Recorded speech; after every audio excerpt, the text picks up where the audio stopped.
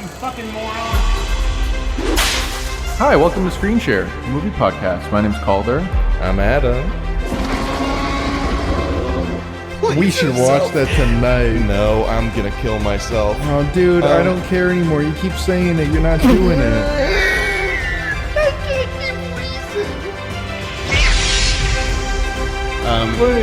wait. Miles, did you just join the Spider-Verse?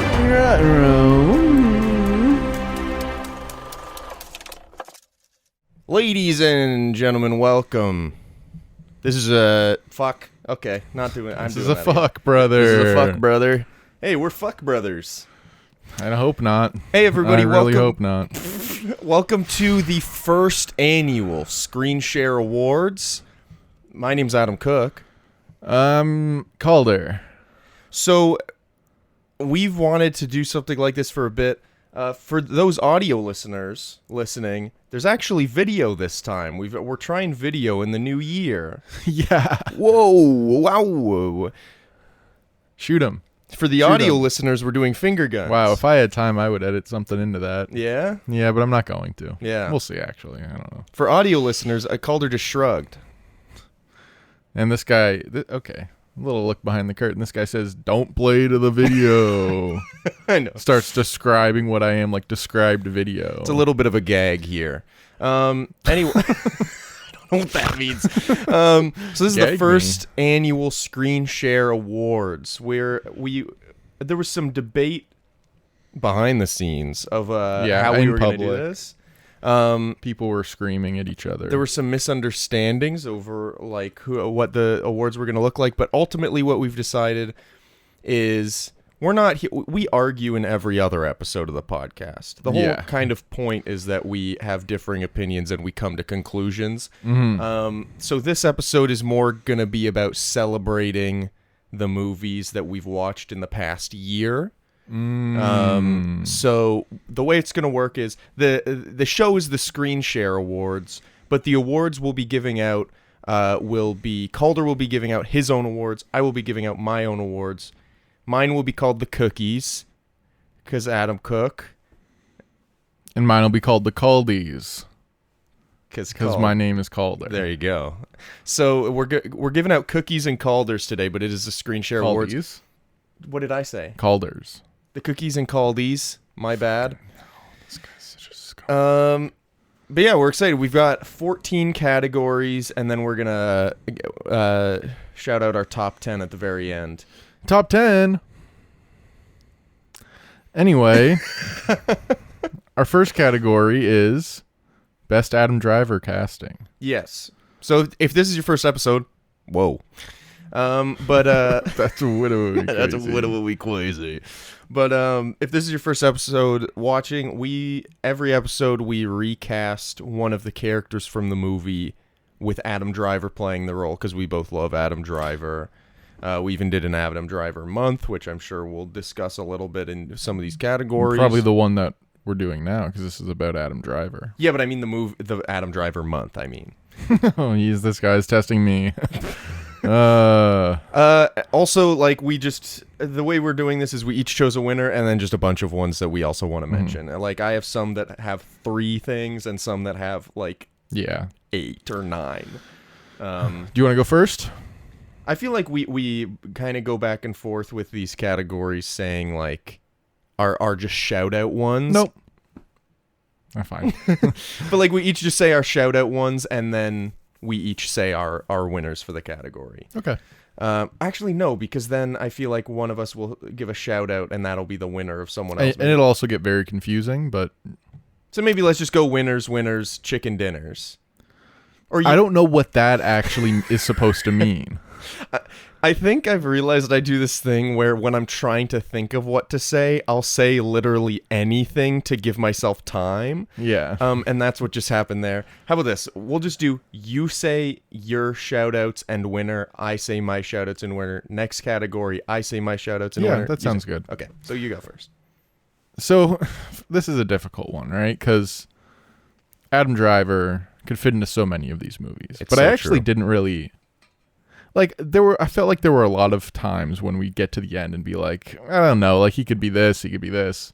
But the ones that I enjoyed and either think would be funny or an interesting thing for him to do were Algae Rhythm in Space Jam 2. Okay. I thought that would be hilarious That would if he be was very just funny. in Don Cheadle's role. And I forgot that we recast him as that. Well, that's the thing about this category. I don't remember every Adam Driver recasting we did, but like I felt like the ones that were good would be the ones that would come to mind. Yeah. And also, there's a chance I wrote one on there that we didn't even do, but oh well. That's fine. Algae Rhythm's good though, yeah. because that's ridiculous. And I also did Clark from Christmas Vacation Okay. because I feel like he hasn't really done like a comedy like that. Yeah. Which I feel like would be very funny for him to be in. Has he really done a comedy? He did like some mumblecore comedies earlier. Okay. Well, he did Girls, I guess, but like Yeah. he hasn't done like And he's in like Francis Ha, but like those aren't like comedies. yeah. He hasn't done a hit. I guess Logan comedy. Lucky, I guess, yeah. but also he's not like, it's not like outrageous. Yeah. Dude, there's a great Adam Driver Channing Tatum interview when they were doing Logan Lucky press, where it's like, what do you like to play? The interviewer's like, what do you guys like to play more, a villain or a hero? Like, what's your favorite character to play? And then they're both like, and Adam Driver goes, the villain who thinks he's the hero. And then there's a pause, and both him and Channing Tatum go, oh, whoa, whoa. And then Adam Driver goes, driver. Like, what? It was just like, I love how in some of these pressers you could tell they're fucking tired. And also with his like SNL performance too. I was like, Yeah. oh, he could probably do something like this. I truly Or, like, wish be in a we movie saw like this. that, like his most recent hosting before a lot of these recastings, because that's really like given me a new thing where it's Yeah. like, whoa, his range is much more. And we've seen clips from his first appearance or one of his Yeah. earlier appearances where he's like, what is the one where he's The the oil oil baron? baron. That one's Genuinely one of my classic. favorite SNL sketches. But I don't know. You kind of forget about that after like 5 years of him not being on there. Because I think that was for Star Wars or something. Yeah, well, and he did like two fun characters on there, but it at least for me it felt like, oh wow, Adam Driver's doing like fun characters, but it's because he's a good actor. Yeah. Whereas this most recent time it was like, oh, he's also a great comedic Yeah. actor. Like even I love the like beep beep coming through one. Yeah. That one's just silly and like I don't know. Yeah. But my winner for Adam Driver recasting, which I would like to see him in a role like this, Yeah. is Han from Fast 5. Oh, interesting. Okay. Because I was not anticipating. I want to see him in a good action movie. He has not really been in one of those. No. Because I don't think Star Wars is That's not obviously not action. action. 65 was kind of Ass. disappointing. And like, I guess maybe House of Gucci. not really. He's in Ferrari. He's just doing kind of like weird shit. Yeah. But it'd be cool if he was just like in an action movie Yeah. because he is also trained as like a Navy SEAL or something. Yeah, Or like he was in the army. Well, that's why, like, I mean, I think we mentioned in the 65 episode how one of the IMDb facts was like, this is the first movie Adam Driver's done where he can use his Navy SEAL training. Yeah, It's which like, is a horrendous fact. that did not come through in the film. No. But, like, it He's does make holding a sense. gun for a bit of it. Yeah. That's all that's happening. Oh, yeah. But, like, it just makes sense that he would excel at a role like that. Yeah. But and he's he- charismatic too. And like, Yeah. He might just not be interested in it, but I feel like that would be well, good. he fucking did 65. But here's the thing. I feel like he'd be great in an action. I feel like he'd be great in a comedy. I don't really want to see him in an action comedy, though. No, I'd rather see him in an action movie and a comedy rather Yeah. than one that's both. Sorry. Also, action comedies are kind of got murdered by Ryan Reynolds and The Rock and Kevin Hart. And Yeah. everyone. I feel like I feel like action comedies became the norm for comedies for a little bit. And they yeah, kinda and got like it's the sterile. Marvel thing where it's like Yeah. Marvel's the new comedies, even though they're like It felt like semi-funny. for a bit every movie needed to have a bit of action and a little bit of comedy. Yeah, But it's like, I don't know. Anyway, I feel like we're moving away from that, which is nice. your turn. My turn. So my nods are Hans Gruber in Die Hard. Oh, that's a good one. Obviously, Alan Rickman is great. Yeah, we said this on the episode. Yeah, but like I just feel like Adam Driver would I feel like he'd have a lot of room to play with that role. Yeah, you could mess around there. Another shout out is Koa from 65. We recast Adam Driver as the little girl. Oh, that's good. I debated putting Buff Arm T-Rex on there. Yeah, he would actually play that one well, though. And I think if you're recasting him as one of those characters, you should recast him as both. Is my opinion on that. Just make it an Adam Driver fest. And then this is the runner-up. The top two here, I really debated switching back and forth. But Jay Niles from Everybody Wants Some. I like that. The insane pitcher guy. Yeah. Just because I remember the main thing that made me want to cast Adam Driver there is because when they're doing dugout practice or whatever, and I don't know what that means. When Jay Niles is on the pitcher's mound and he's just standing there arms straight by his side. Yeah. Yeah. His arms are straight by his side and he's just his head is tilted down and he's looking forward. I'm like, that Adam Driver would run away with that. He'd be hilarious.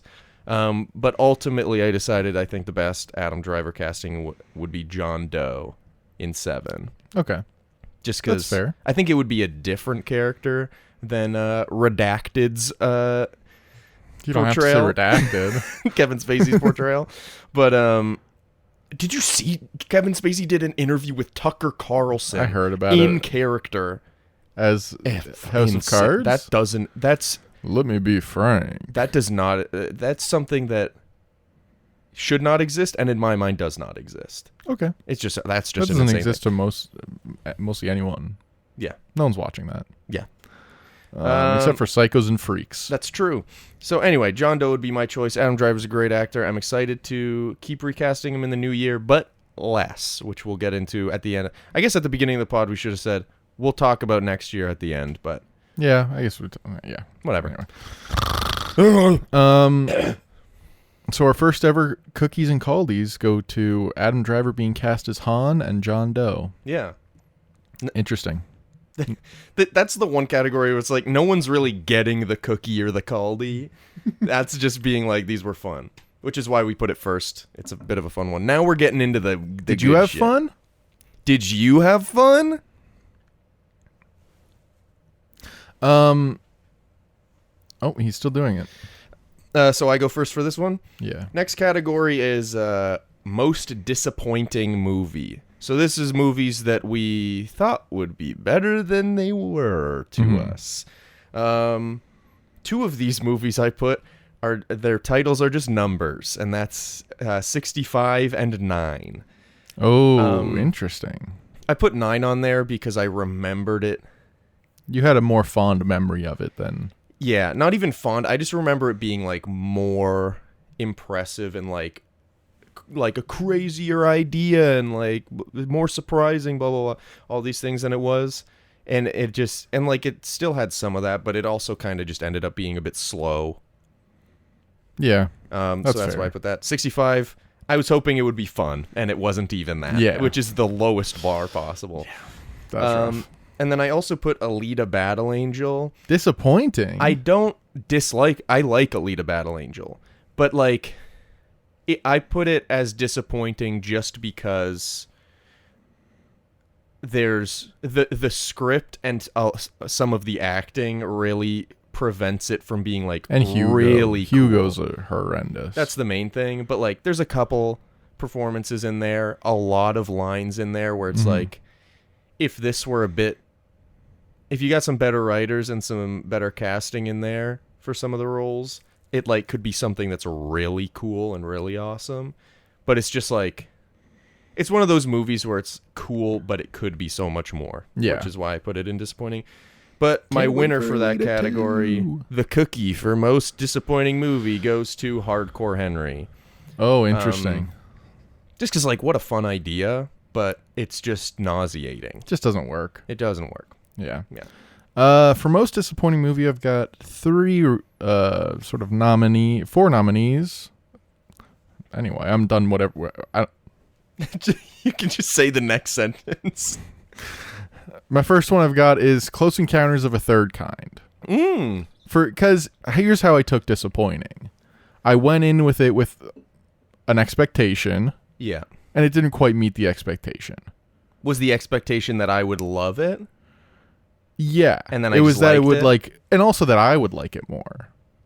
But you'd seen it before, right? Yeah, Yeah. But I remembered it kind of like 9, Yeah. where I was like, oh, this was like so much better the first time I watched it, and then I watched it again, and I was like, it's still good, but it's not what I thought it was. Well, I think that was part of my criticism in the review, was that it very much feels like a movie that is best upon first watch. Yeah, Which, like, shouldn't take too much away from the movie, because if it's great on first watch, it's great on first watch. Mhm. But, yeah, I agree with that. That's fair. I also had Monty Python and the Holy Grail. Yeah, that's another one that I was like, this is like a comedy classic. And then I was like, You just kind of like, it doesn't really hit. I see why it's funny. Yeah. Yeah. Wedding Crashers, Yeah. where I was like, Good with shout. Wedding Crashers and like a couple of other comedies that we've done, I always forget that the end is bad. Yeah. So, And like a lot of, like, it's not like it's like, oh, the last 10, 15 minutes suck. It's like the last 30, maybe even, maybe not 40 minutes, but it's like it's almost the last half though, where it's just definitely the last third. Yeah. And Worse than even Wedding the, Crashers. even man. the parts Or that not were Wedding good. Crashers, Four Christmases. Yeah. Even the parts that were good also in that movie, there were like parts that didn't hold up as much as. Yeah.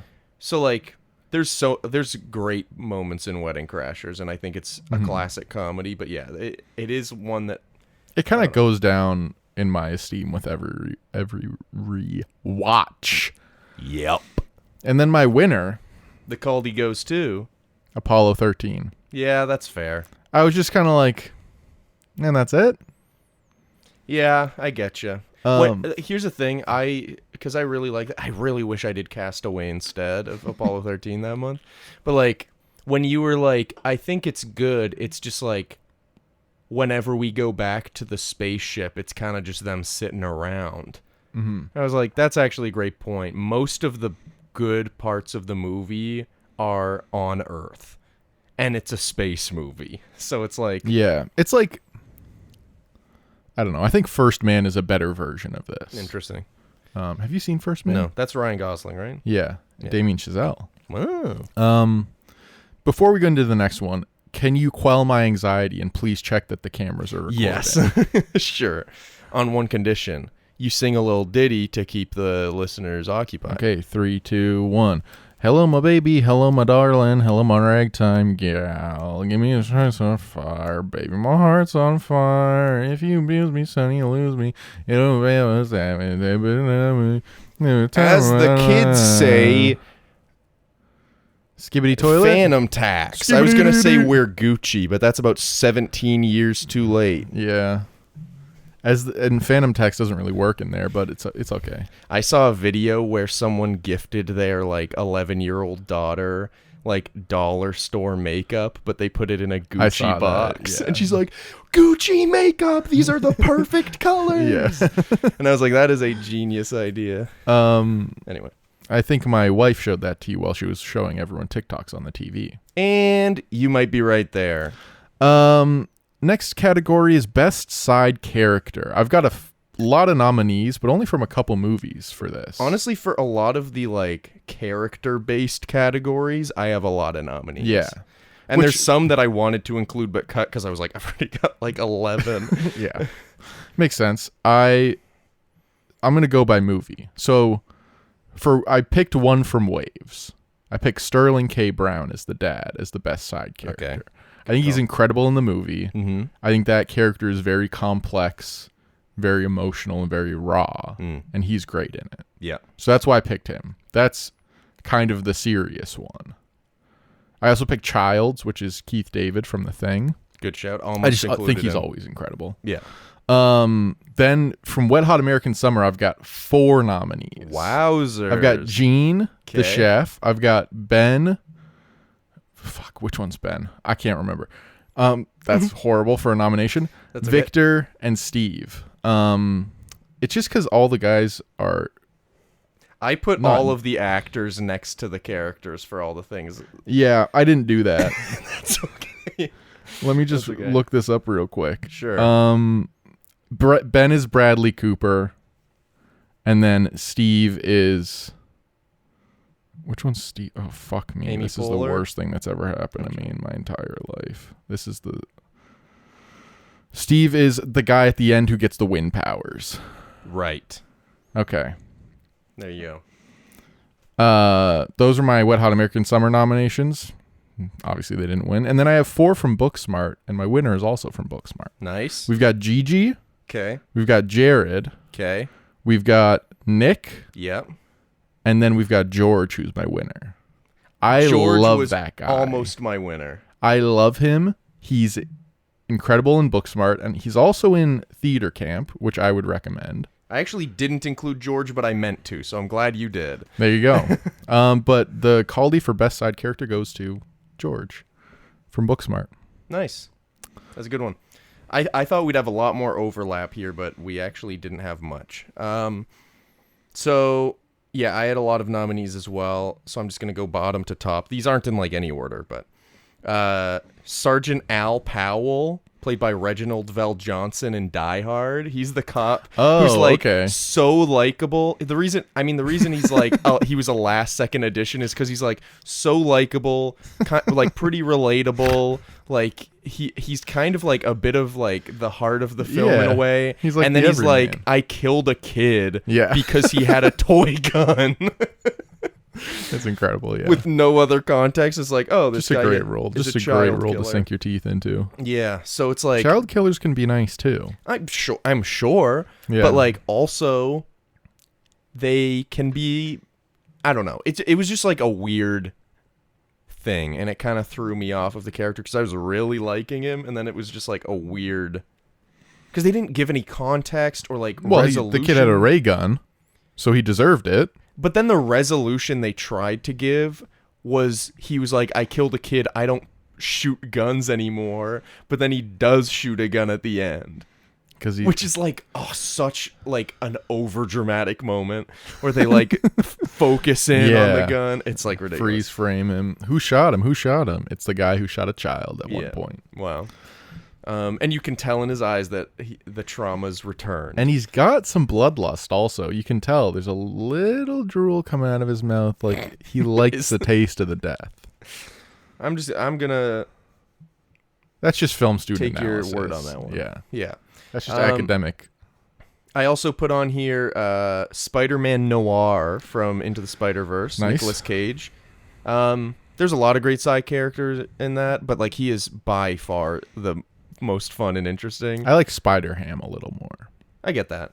But not a bad choice at all. Yeah, I just love Spider-Man Noir, like him being like, I don't know what this thing is. So, like about the Rubik's Cube, him talking about burning matches down to his fingertips so that he can feel something. Anyway, very good character.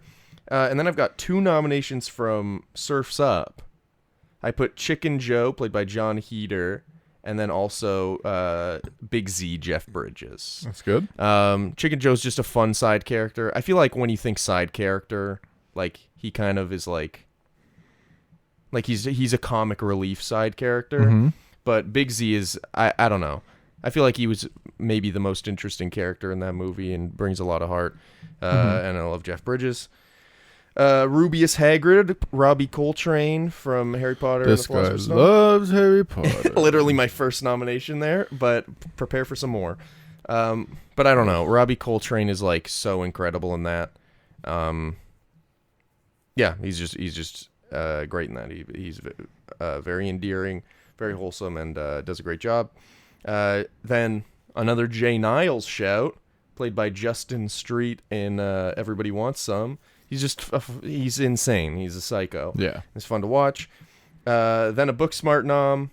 I meant to nominate George and forgot because I nominated Jared, played by Skylar Gizondo, I think, who's like the rich guy who has no friends and makes T-shirts for everyone with his face on it. And everyone's like, why would we ever wear this? He's just a cool dude. But like, I don't think I would have put him on here if they didn't like wrap his character up by like giving him some heartfelt moments near the end. Where And he gets to kiss at the end. He does get to kiss at the end.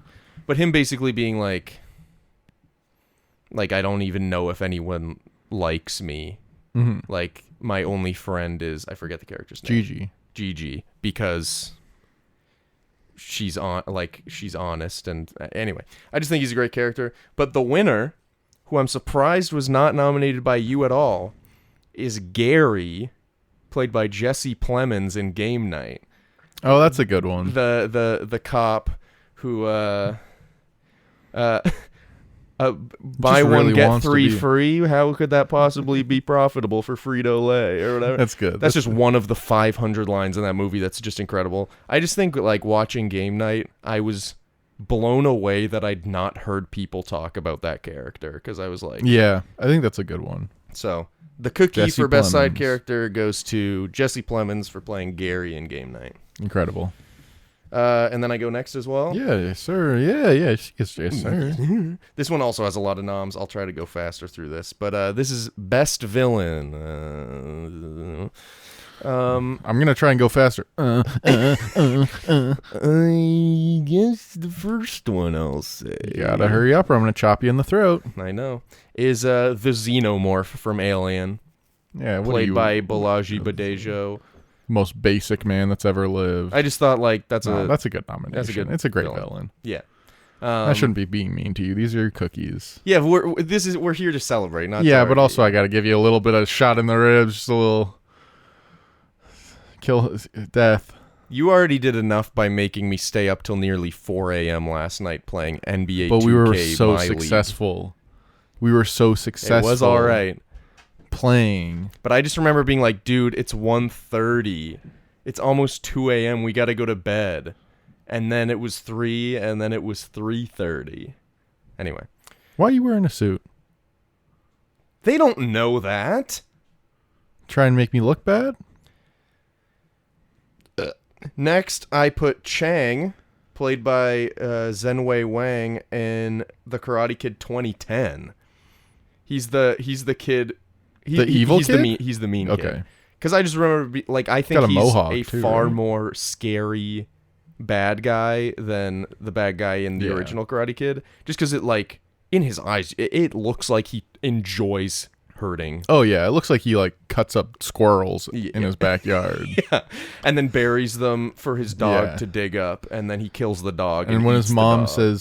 asks him what he did today, he goes, "Just made new life," and then walks into his room and snickers. Yeah, and then he pulls out little Ziploc bags with all the different animals he's killed. Yeah, and he fries them up on his hot pan that he has in there, and he then- doesn't even eat them. He just cooks them and feeds them back to the yeah, animals in that's the a good idea. backyard. Yeah, and then he There puts we the go. skins on his wall, so the Yeah. entire walls of his room are covered in squirrel skins and rat skins. And thank goodness little Jaden Smith beat him in the final round, because Jaden would be hanging up there if Chang got a chance.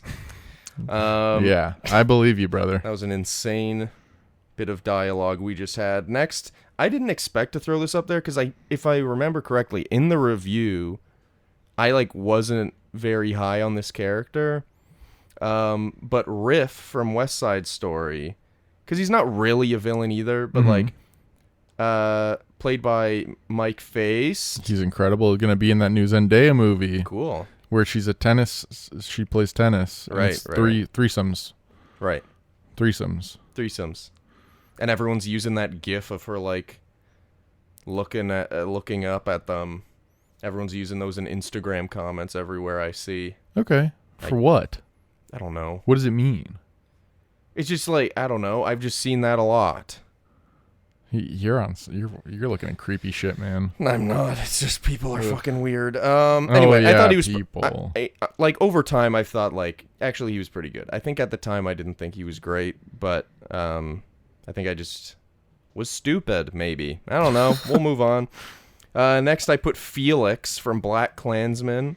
I think you do underrate that movie. What? West Side Story. Maybe. I also just don't think I'm generally a huge musical guy. Felix from BlacKkKlansman. Felix from BlacKkKlansman, played by Jasper Pekkanen, I think. I don't know, man. I don't know Swedish people or whatever. He's just like a horrible racist psycho. And that's yeah, kind of your MO, very easy your to vibe. hate. Well, he's a good villain because he's easy to hate. He's your vibe. Next, I put Yubaba, Spirited Away, played by Mari That's good. Natsuki. I thought Yubaba's about just that like one. great, insane. Then I put joint nomination Billy and Stu, played by Skeet Ulrich and Matthew Lillard in Scream. Interesting. I put them together because they're both Ghostface in that movie. Yeah, that's fair. And I just think that is just a great reveal. Yeah. Oh, something happened. Oh. We're okay. For Hans now. Gruber, I put. He's just a classic villain. Great villain. Yeah. Alan You gotta Rickman put and that. If you don't put that in there, you're smoking something. And then John Doe, Kevin Spacey in 7. Wow, you really like him, huh? Fuck off, I guess. Anyway, like, Oh my god. Is that a Tucker Tonight subscription on your computer? No, actually, I don't think so. But Why are these kids on their phones all the time? Who's letting them do that? That's the my green Tucker card. M&M or whatever. They took away the green M&M's heels. What? Are they trying to make M&M's less sexy? Who's doing this to us? Dude, what's the guy? There's another Fox News guy. I forget his name. Gutfield? I don't Greg know. Gutfield? No. But he got a like tarot card reader on the show, like on Fox News prime time. Okay. And like he was like, can you give us a tarot card reading for Trump in 2020? And That's she insane. flipped a card and she was like, oh no. And they zoom in on the card. It's literally the fucking Grim Reaper. And she's like, I acknowledge I'm on Fox News, but this is basically the card of loss, disgrace, and disappointing loss.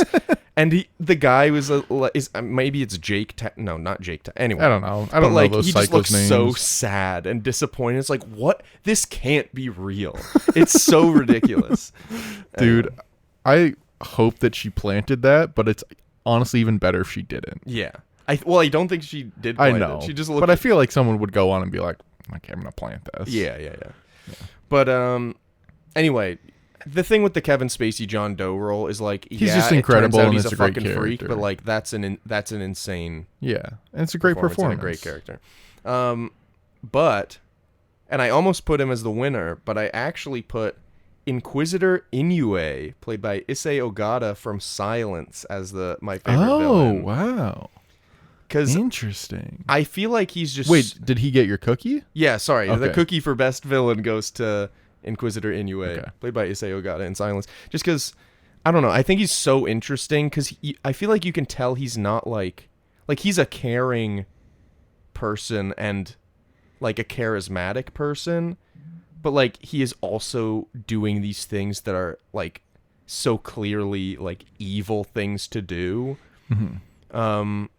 Anyway, I just find him so interesting, and he really like brings something to that movie that it really needs, because the movie's very long and very slow, and it's one of the few movies that those two things don't make it bad. Yeah. But like I think that And it's kind of the point also. yeah, it is kind of the point. But like if the Inquisitor character wasn't as good as it is, then I think the movie would like suffer for it. And I think that he's a great villain. Anyway, I agree.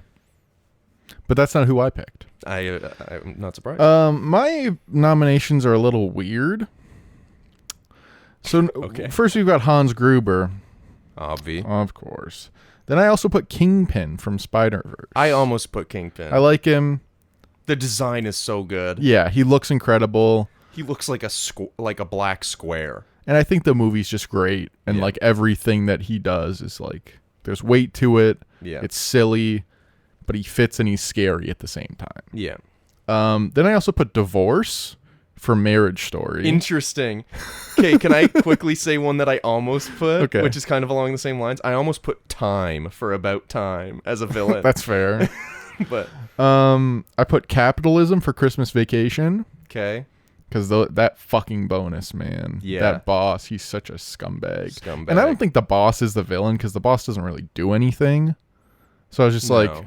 just the fact that he's got to. Like, I mean, I think he's a bad guy. Yeah, but I don't think he's not actively no making Clark get stuck in the attic or something. If anything, the villain of the movie is incompetence. Or the villain of the movie could also just be your goddamn family. Yeah. But my winner is my best villain, The End of High School from Booksmart. I like that, actually. That's a good choice. Because there's something in that movie that keeps it driving. And it's just the fact that they're like, there's this fucking horrible thing hanging over them. That everything they know or care about is going to end. Yeah. And I think that's a cop-out a little bit. I don't think it's too much of a cop-out. I think, like, for me personally, the further removed I am from my high school experience, the more I get, like, I don't know what the word would be, affected, I guess, by, like, high school movies where it's like the end of high school and everything's sad. Like next week's episode we're doing Bottoms, which was your choice for movie from last year, and like that's like kind of along the same lines, or it's not like end of high school, it's but they're coming up on it, and like but like I don't know, like those kinds of movies, they hit me more as high school gets further away, where I'm like, man, you don't I mean, it's the thing of, like, you don't realize you're in the good times when you're actually in them, whatever. But, like, I don't know. I think back on my high school time very fondly, but when I was in it, I was like, this is just my life. Yeah, it's weird because, like, I feel like you need at some point, a section of your life before high school where it's like you have a bunch of responsibilities and shit. So that when you realize you have almost none, you enjoy it more. Yeah. But you kind of like keep growing in responsibility and always forget like how good it was when you didn't have responsibilities. Yeah. But the thing is, like, also there's not really much opportunity to take on responsibility before high school. I know. You can take it on during high school. Yeah. But like then you're souring the experience of not having responsibility. So it's just kind of this thing where like I don't think there's a way to fix it. But like you can't. There's no way to truly appreciate high school while you're in it. And I know or that whatever also time you are in when you're in it, right? Yeah. And I know that some people have like a horrible high school experience. Some people have a horrible college experience. Some people have a great like. It's obviously different for everybody. I feel like I had a great high school experience. And I do think that more than most, I think I was aware that like that was a time I'd look back fondly on. Yeah. I think in the latter half of 12th grade, I was like, I should like appreciate this. Yeah. I think a lot of people that we hung around with felt that. Yeah. But that gets the Caldie, the end of high school, for best villain. In I don't think Booksmart. that's a cop-out answer. I think that's a creative answer. Next, we've got the most surprising movie. I think we might have taken this prompt in different ways, which is okay. I'll go through mine.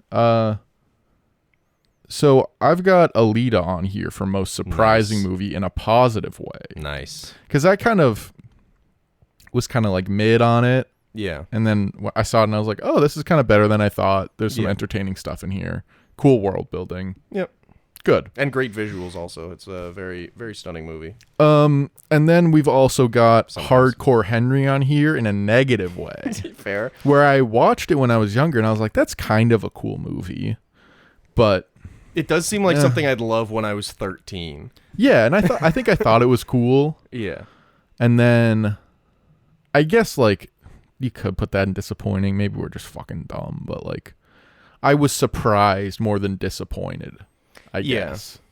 I've also got Kubo on here. Fair. Which maybe should take it, but my number one takes it. Obviously.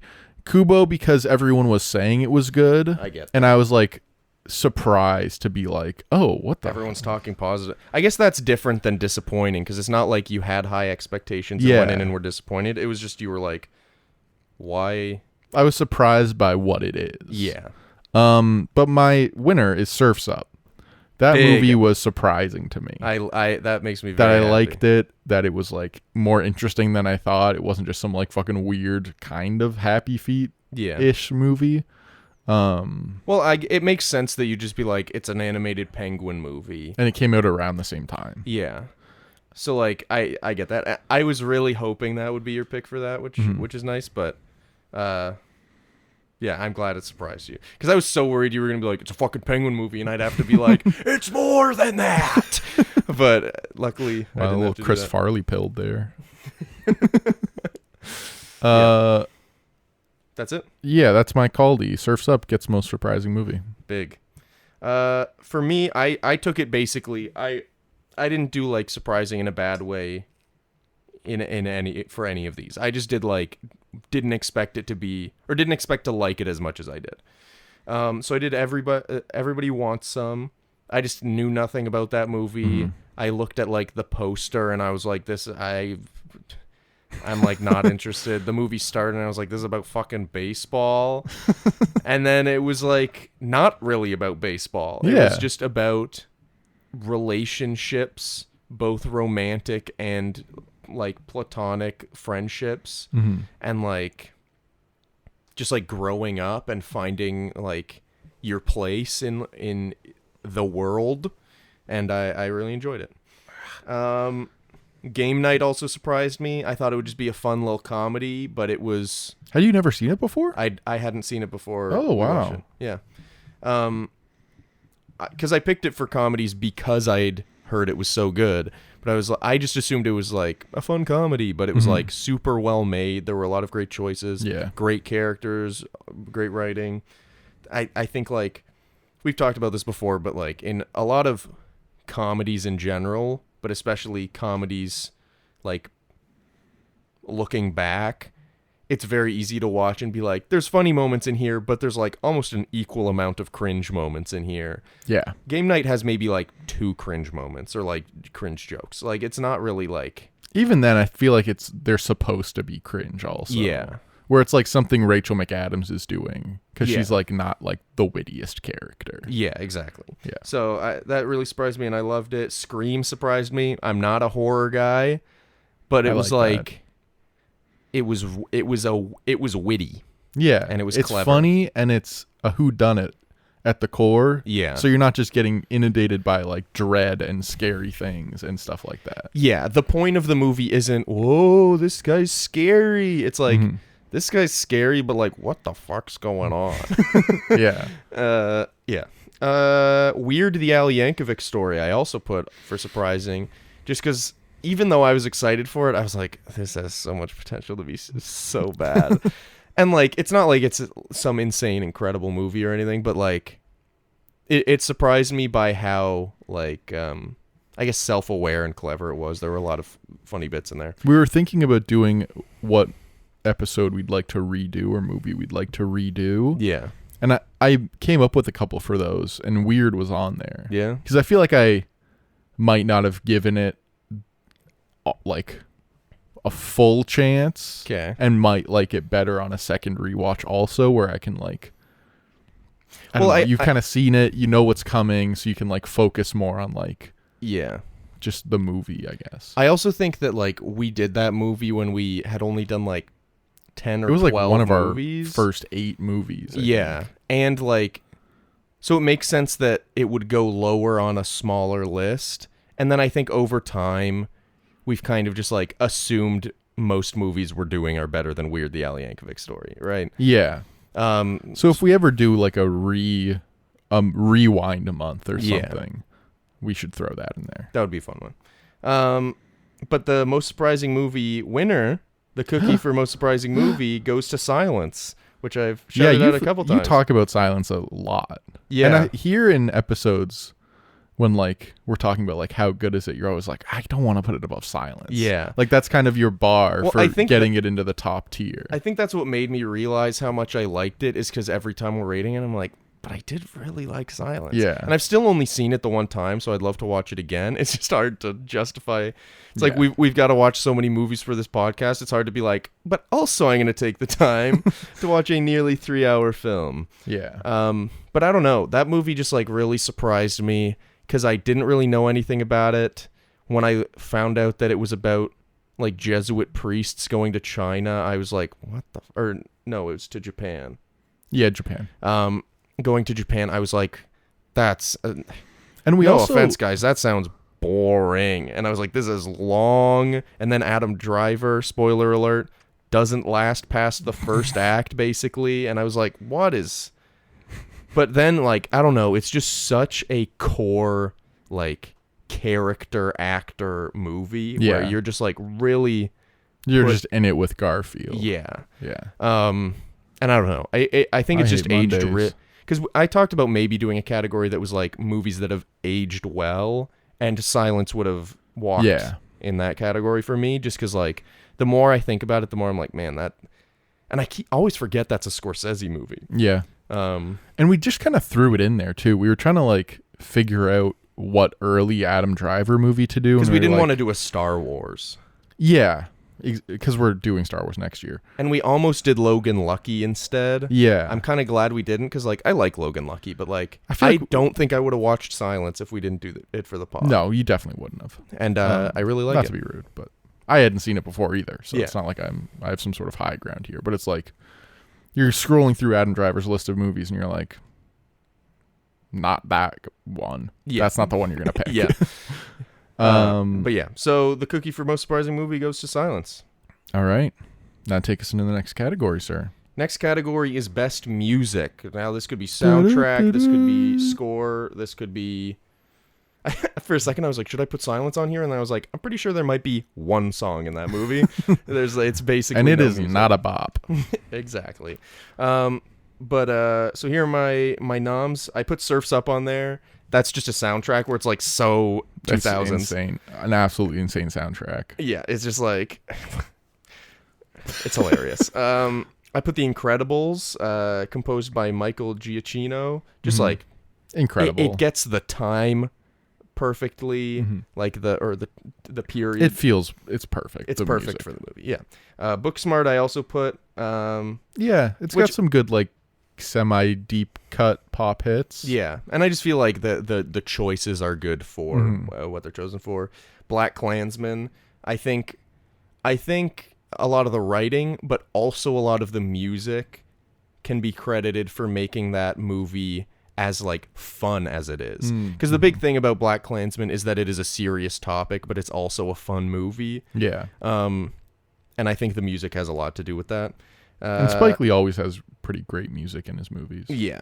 I put Spider-Man Into the Spider-Verse. Great. I don't think you could do this category and not pick that one, because that soundtrack is just iconic. I listen to that soundtrack for fun all the time. It's great tracks in there. Honestly, might have my favorite, or probably my second favorite Jaden Smith song. What is it? Way Up. Oh yeah. I'm on the way. Yeah. Whatever. Anyway, but it's such a weird. Here's the thing, though. Out of all of Jaden Smith's songs, I've listened to 2 Jaden Smith albums. Sire and Eris. Okay. And Sire's not that bad. It's not bad, but the thing is, like, when I think like Jaden Smith songs I like, there's Summertime. What is it? Summertime in Paris, I think. Oh yeah. That's probably my favorite. Is that Jaden with Smith Bieber? Song. No, that's with his sister Willow. Oh, Smith. Willow, right. I'm falling. Meant to fall in love. Oh yeah. Like that's probably my favorite Jaden Smith song. Then it's probably Way Up from the Spider-Verse soundtrack, and then there was another one I liked off Sire. We should not be talking about Jaden Smith's music. I agree. But obviously great soundtrack. I put Harry Potter and the Philosopher's Stone. It's John Williams. And he created the sound of Harry Potter, which had not existed before, which is just an impressive feat. And like instantly it's understood. I hate this bit. But for the cookie for best music for me.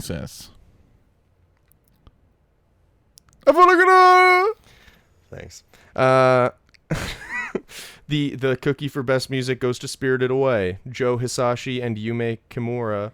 Just because, like, I mean, you talked about the music most in that episode, just being like the first piano note of the first track in the movie. You just go, that's it. Yeah. You just that's it. That's exactly what this is supposed to be. I'm gonna steal that one. I didn't put that on here, but I definitely should have. Spirited Away. But yeah, so that's my winner, Spirited Away. It's just like we talked about how it's like most of the tracks in that movie are just piano, and it's very slow, like not many notes. And it's like, pianos have existed for so long. People have been hitting notes on those pianos forever. How is it possible that like one of the best piano tracks I've heard in my entire life was created like that late? Not that Spirited Away Like 20 is, years ago. Yeah, it's like someone just made that and it was like, wow, yeah, no one's done Beethoven that could before. never. Anyway, just so insane. Great soundtrack. What are your picks? I feel like I went a little more soundtrack with it than score. That's fair. So one of my noms is The Batman. Okay. I think that movie's got like a great sense of tone, and the music really feeds into the tone really well. So it like works well. I don't think it's like the best music, but it's the best music for that movie. Yeah. I think I thought about that, but I was like, because it is perfect for the tone, but the tone is... Yeah. So I was like... You're just But kinda like, I do think it's good. I also picked Charlie and the Chocolate Factory because all the Oompa Loompa songs fair. fucking hit. Fuck, I didn't think about that. Yeah, That's it's great. incredible. I picked West Side Story because there's like Fair. 3 songs in that movie that I love, and then Yeah. all the other ones are also good. Yeah, Yeah, it's just incredible. Spider-Verse, obviously. And then my winner, the Caldie for Best Music, goes to The Incredibles. Oh, wow, nice. Every time I watch The Incredibles, I'm like, I don't know how they found or have this music. It's perfect. I love it. It's fun. It's exciting. But it's also like different from what you would expect. It's like James Bond, but a little more interesting. It's like James Bond, and then it's also like 60s, 70s, and then it's also superhero. And it's like, Yeah. it somehow captures all of that perfectly. And also, Incredibles 2, absolute fucking hit. We're going to do it next year. Have you watched it I since? rewatched it like a month or 2 ago. Okay, because like I've been itching to watch it. This is what's different about you and me. We talk about wanting to watch Incredibles 2, and then you go watch it, and I'm like, that means I can't watch it until we do it on the podcast. Yeah, I don't know why that's the way you think about that, but because I'm a psycho. That's a great pick for the Caldie. thank you. Our next is Best Visuals, which is a very broad category. But it's like we didn't want to do cinematography and CGI and stunts and like animation and whatever. So I kind of picked some weird things, very similar to actually my last one. But I got the Batman in here. I think that movie looks great. It's probably the best looking thing to use the volume so far. Yeah. And it uses because it. when you told me it used the volume, I did not believe Yeah, you. and you can usually tell. Yeah. When things use As the someone who's volume. watched all of the Star Wars shows, you can tell. You can tell a lot. Fucking hell. But it's, and it just looks great for a superhero movie. It's probably the best looking superhero movie in like, I think the ever. last- I think genuinely, I might say ever. I think it's one of the best. yeah, visually. I don't think that any of the Dark Knights look great. Does maybe one of the Spider-Men probably looks pretty good, like one of the early Spider-Men. I mean, I guess you could argue Into the Spider-Verse as incredible visual. Yeah, but I count that as a different thing. So the Batman, I put Spirited Away on here because I just love it. The animation's incredible. I don't really need to talk about how gorgeous Spirited Away is.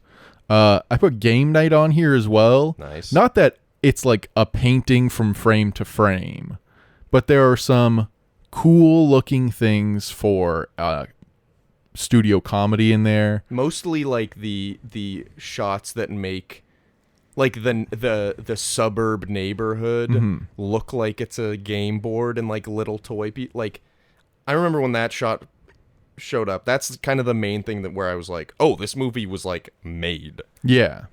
So it's not the best No.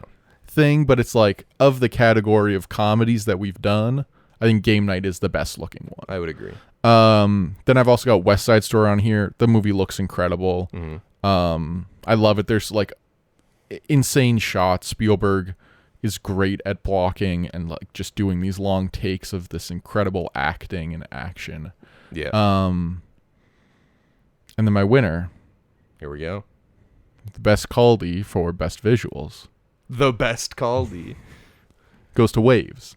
Oh wow, nice. Because it's shot very there's like so much interesting shit in there. The way that they play with the sky and how that looks, and like just everything about it. I love the way that movie looks. I think it's incredible. You know why I don't think I think about waves when I think best visuals is because it looks so much like real life. Aside from like the sky stuff, which I think is like super interesting and super cool. Yeah. But like almost every shot in that movie, I'm like, if I was sitting exactly where the camera is, like that's what I would be seeing. Yeah. Which like not a lot of movies do or achieve that. And I think that's why I don't think about it, because like I've seen a lot of what real life looks like because that's what I've lived. Yeah. But like for a movie to succeed in that, it's actually very impressive, and it does like kind of ground it a bit more. And I think the shot selection in the movie is just very impressive. And I learned recently, Trey Edward Schultz has a movie coming out with The Weeknd acting in it. So we'll see how that is. TBH. But I like Trey Edward Schultz. I'm going to try and get Krisha on this podcast at some point. Maybe it comes at night, but that's a rental, so we'll see. Anyway, have you gone for this one? No. So it's your turn. Okay. You're not going to like my first nod. Jack Frost. Not because I think most of the movie looks horrendous. Great lead into best visuals.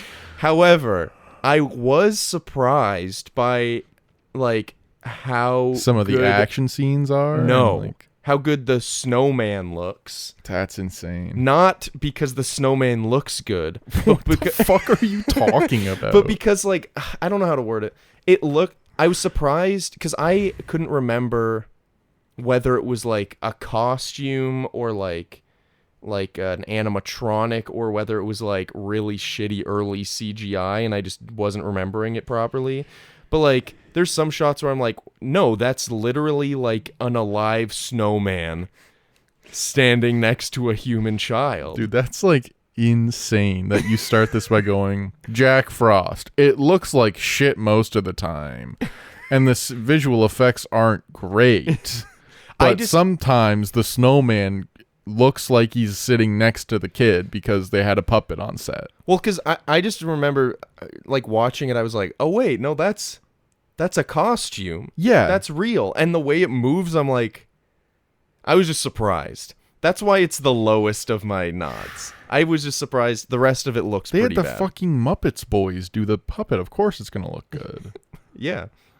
Jesus Christ. That's an insane thing to say. Then I said Spider-Man Into the Spider-Verse. I mean, literally changed the animation game for I mean, we're still in the change that it's caused, where a lot of animated movies are trying harder. Excuse Wish. But like TMNT, Mutant Mayhem, which apparently might get snubbed at the Oscars, and Wish is going to get nominated. What the fuck is... I haven't seen Wish, so I don't know anything about Wish. I haven't seen Wish. I've watched about 12 videos about Wish, and every single one is like, is bad. But like, I think it's just they have to meet their Disney quota thing, which is annoying. They don't have a... What do you mean they have a Disney quota? Because they fucking get paid out, brother. Maybe this is conspiracy. I'm just saying what I've been reading. I think that's conspiracy. It's just like I was reading a lot about like them, because they released like a short list for like potential noms, and Mutant Mayhem wasn't on the animation one. So everyone was, but Wish was. So everyone was like, that literally makes no sense. Well, also, I think the conspiracy is more who's voting. Yes. And Mutant Mayhem isn't Spider-Verse, which if Spider-Verse doesn't win, then I'll believe your conspiracy a little more. Okay. Well, if Wish wins, I think I'll never watch the Oscars again. Like when when The Boy and the Heron also came out last year, Spider-Verse, Mutant Mayhem. What was it? I feel like there was one. Did Puss in Boots come out last year as well? I think so, but also Super Mario. Yeah. So like there's a full nomination category worth of better animated movies than Wish. If Wish wins, I think that would be it for me. Is this your incel arc? Maybe. Is that what's happening? I also said maybe. Keep that in the records. No. I already had my incel arc, and it was very brief, and luckily didn't get very far. He said us. Game night I also put for the same reasons you listed. Alita Battle Angel I put because I think that's fair. This effects look great. Yeah, there's some things in there that look goofy, like when she pulls out her heart, and I think Hugo, when he has a half robot body, looks like dog shit. Yeah, but take out Hugo from that movie, it's a 5-star masterpiece. Sure, maybe, but like Alita's eyes are truly like some of the best CG I've seen.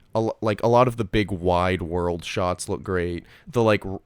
What is it? Roller ball or whatever? Yeah, I forget what it's called. Murder ball. Sure, I don't know. Cum ball, you know. And there it is.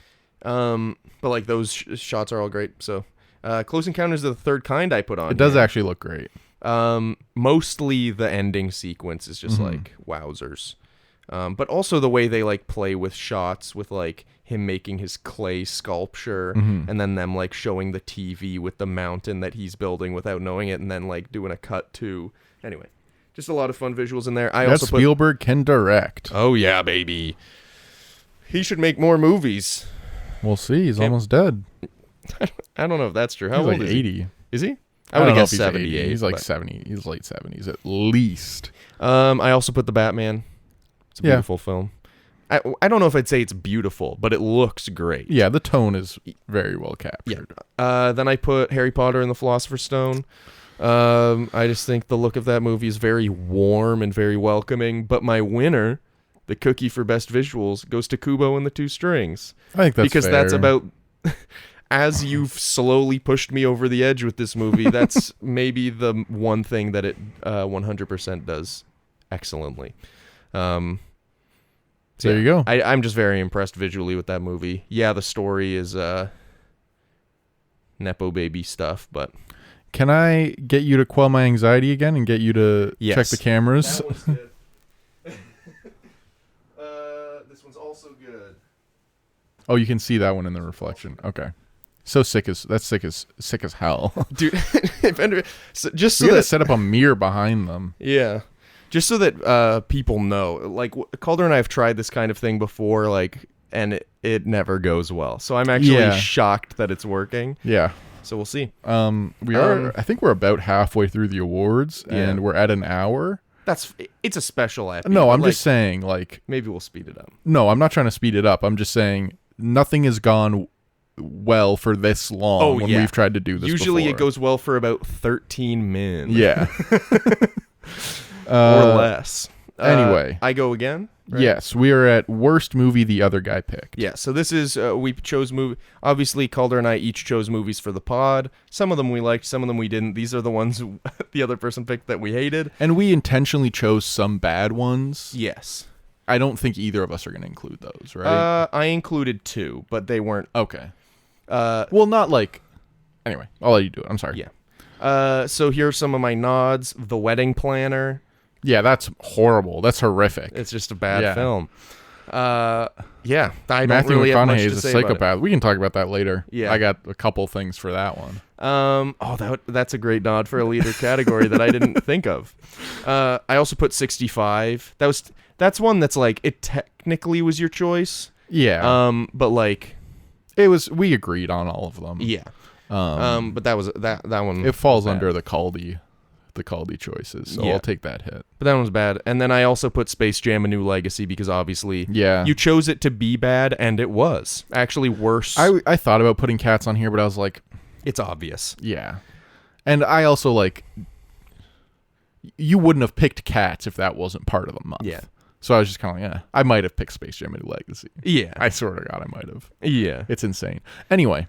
But the winner, for cookie for worst movie the other guy picked, I chose That Awkward Moment, actually. Yeah, you hate that movie a lot. I think because like I was thinking about it and I was like, does it make sense? Because I think obviously Space Jam 65 and maybe even The Wedding Planner are worse than That Awkward Moment. But I dislike That Awkward Moment more. Just like every time I think about it, I'm like, ugh. Like... The good parts of that movie are what? Michael B. Jordan? Even then, he's not very good in the movie. No. And it's like, the thing that makes me be like, oh, we should probably redo Weird is that it's only 4 or 3 above that awkward moment, and I'm like, there's like radiation. I in that remember awkward when moment. we did That's too that close. awkward because we did that awkward moment after Weird, right? I'm pretty sure. Let me check, but I believe so. Because I'm pretty sure whether it was the Weird episode or it was the week after Weird. Okay, that we did that because I seem to remember you arguing that it should go above Weird, and me being like, "You cannot do that." And that was like our 9th episode. Too. Yeah, but I don't know. That awkward moment is just like, I'm done talking. There about it is. I've got. I feel like this category might hurt me, but we'll see. I don't think it will. Okay. The worst movie, some noms. I only have 2 nominations for this one. I don't think any of the movies you picked are like horrifically bad. Thanks. But I think Jack Frost is Fair. deplorable that it was released. Yeah. I also put Hardcore Henry because I think it's just like, like we said, interesting idea, just doesn't really work and not something I would want to watch again. Yeah. But the one I picked is fucking Kubo. I dislike that movie as minutes pass more and more. Why do I say sentences like I'm fucking Yoda sometimes? Where I'll just like, I hate that movie more as minutes pass. I feel like that's fine. But yeah, Kubo is the worst one that I think you picked. You look anew. What is that from? What was Hive that in? Mind. Right. When I look upon you, you appear anew. Anyway, that's kind of like anyway. And I think it's also compounded by the fact that like everyone likes it. Everyone likes it, and also like I had to be like, the fucking story is bad. Like, it's stupid. Yeah. I'm actually amazed that you succeeded in in getting me to that point. Yeah. Well, it's just like, it's just so annoying to watch once you realize that he's doing nothing the whole story. So I picked that. Yeah, that does bum me out a little bit, but like, I also understand. It's such a waste of time to do stop motion for a story that's that weak. Yeah, I think that's like one of the things you said in the episode that I think like made me change my mind the most, was you being like, if you're making a stop motion film, you've got to make sure the script is like solid. Yeah. And like a hit. And this was just like not for me. I get you. But all those nepo baby journalists in the coastal elites like it. I don't fucking know what I'm saying. It's got like a 90 on Rotten Tomatoes. Gonna make me shoot myself in the head. So it's my turn. Yep. For best cast is our next award. I have a lot for this one. I only have 5. So okay. So I'm just gonna run through these pretty quick. Bottom to top in no specific order. We've got Wet Hot American Summer. Yep. Almost everyone in that cast has gone on to do great things. Yep. About Time. There's some people who kind of sneak in there. All the older castings are great. I almost put About Time on there. Margot Robbie's in there. And now we'll talk about her in like 2 weeks, but she's like one of the biggest moguls in Hollywood and also pretty good in the movie. Yeah. Wedding Crashers. Despite the movie not being great, I think it's got a pretty good cast. And like Bradley Cooper's incredible. Owen Wilson, Vince Vaughn are both incredible. Rachel McAdams is also in there. I think this is a bit of a weird one, but Space Jam: A New Legacy, and I also put Cats in here because both of the movies have great casts, but they're just you both said bad. Space Jam and what? Cats. Because like, but do the casts do a good job? No, I'm just saying the casts of both of those movies are great, but the movies are bad. Sure. Like Steven Yeun is in Space Jam. Yeah. And Sarah Silverman's in Space Jam. And like Don Cheadle's in Space. Yeah, like they're good casts. Ernie Johnson. Of course, the legend. And Cats also, where you're like, they've got like Taylor Swift and Judi Dench. Jennifer Hudson. If you're arguing for a good cast, you shouldn't start with Taylor Swift, but yeah, we're just. I guess that's a fun. We're just in the Swift zone. Yeah, Jason Derulo. Yeah. Yeah, but also James Corden and Rebel Wilson. Idris Elba. Idris Elba's good, yeah. Those two little freaks that sing that little weird song. Now back to the good ones. Yeah. Spider-Verse. Obvi. The Incredibles. Yeah. The Thing is great. Game Night also. My beloved Fast Five. Fair. The Batman, which is just like another one of these ones where it's just like you look at the thing and you're like, fucking Jeffrey Wright is just like Commissioner Gordon. Yeah. What the fuck's going on? I love Jeffrey Wright. Booksmart, I think, has a great young cast. Yeah. Which is, and it feels similar. I have the similar feeling towards Bottoms, which we're doing next week, as I do to the Booksmart cast, where it's just like they're all young, they're all great. I want to see them in movies as I get older, and just like see them in comedies. Again, Theater Camp is a good one if you like if you like Booksmart. But my winner, the Caldie for best cast, is Everybody Wants Some. I think these guys are just great. You got Wyatt Russell, you got Glenn Powell, and then you've got all the other guys who fill in there, like who haven't most of them haven't done anything else. Really. One of them is going to be in like this movie called The Bike Riders coming out next year. Oh yeah, with like Austin Butler and a couple other people. I just like there's so many characters in that movie that really like when doing like the side character one, I almost put like 4 or 5 guys from Everybody Wants Some. But like maybe 3 of those guys have gone on to do other big movies. I think the biggest one is Glenn Powell. Yeah. I know Wyatt Russell has Night Swim. Have you seen the YouTube ads for that? No. It's like this horror. Yeah. Where he's like the dad in Night Swim. And he's also in Marvel now. Yeah, but he's in the Thunderbolts. You know who else is in Thunderbolts? Io Adibri, who's in Bottoms. She's the other girl in Bottoms. She's in the Thunderbolts. I have seen that. I've seen that. That's ridiculous. Yeah. I'm pretty sure Steven Yeun was also lined up to do that. Yeah, and then he's not. Yeah. And apparently the Raptors are going to trade Pascal to the Kings, and now they're not. So fuck me. That's kind of unrelated, but thanks. You know, I think we should either re-sign him and keep him for a bit, or trade him to the Warriors, get Kuminga, Moody, and maybe Podziemski and a pick. I don't think we're getting Podziemski with those 2 guys, but I'd like Kuminga. Kuminga and Moody and a pick would be nice. So my best cast goes to Everybody Wants Some. Nice. And Zoe Deutsch also. Yeah. Yeah. Best cast, which is what you just did, but now I'm going to do it also. Oh, here he comes with his technicalities. 10 Things I Hate About You I put. I mean, Heath Ledger, Joseph Gordon-Levitt. That's good. Who's the... Julia Stiles? Julia Stiles also, but I was thinking the guy who plays Michael. What's his name? I'll look it up for you. Yeah, I feel bad. But I don't know. I feel like the cast of that movie is great.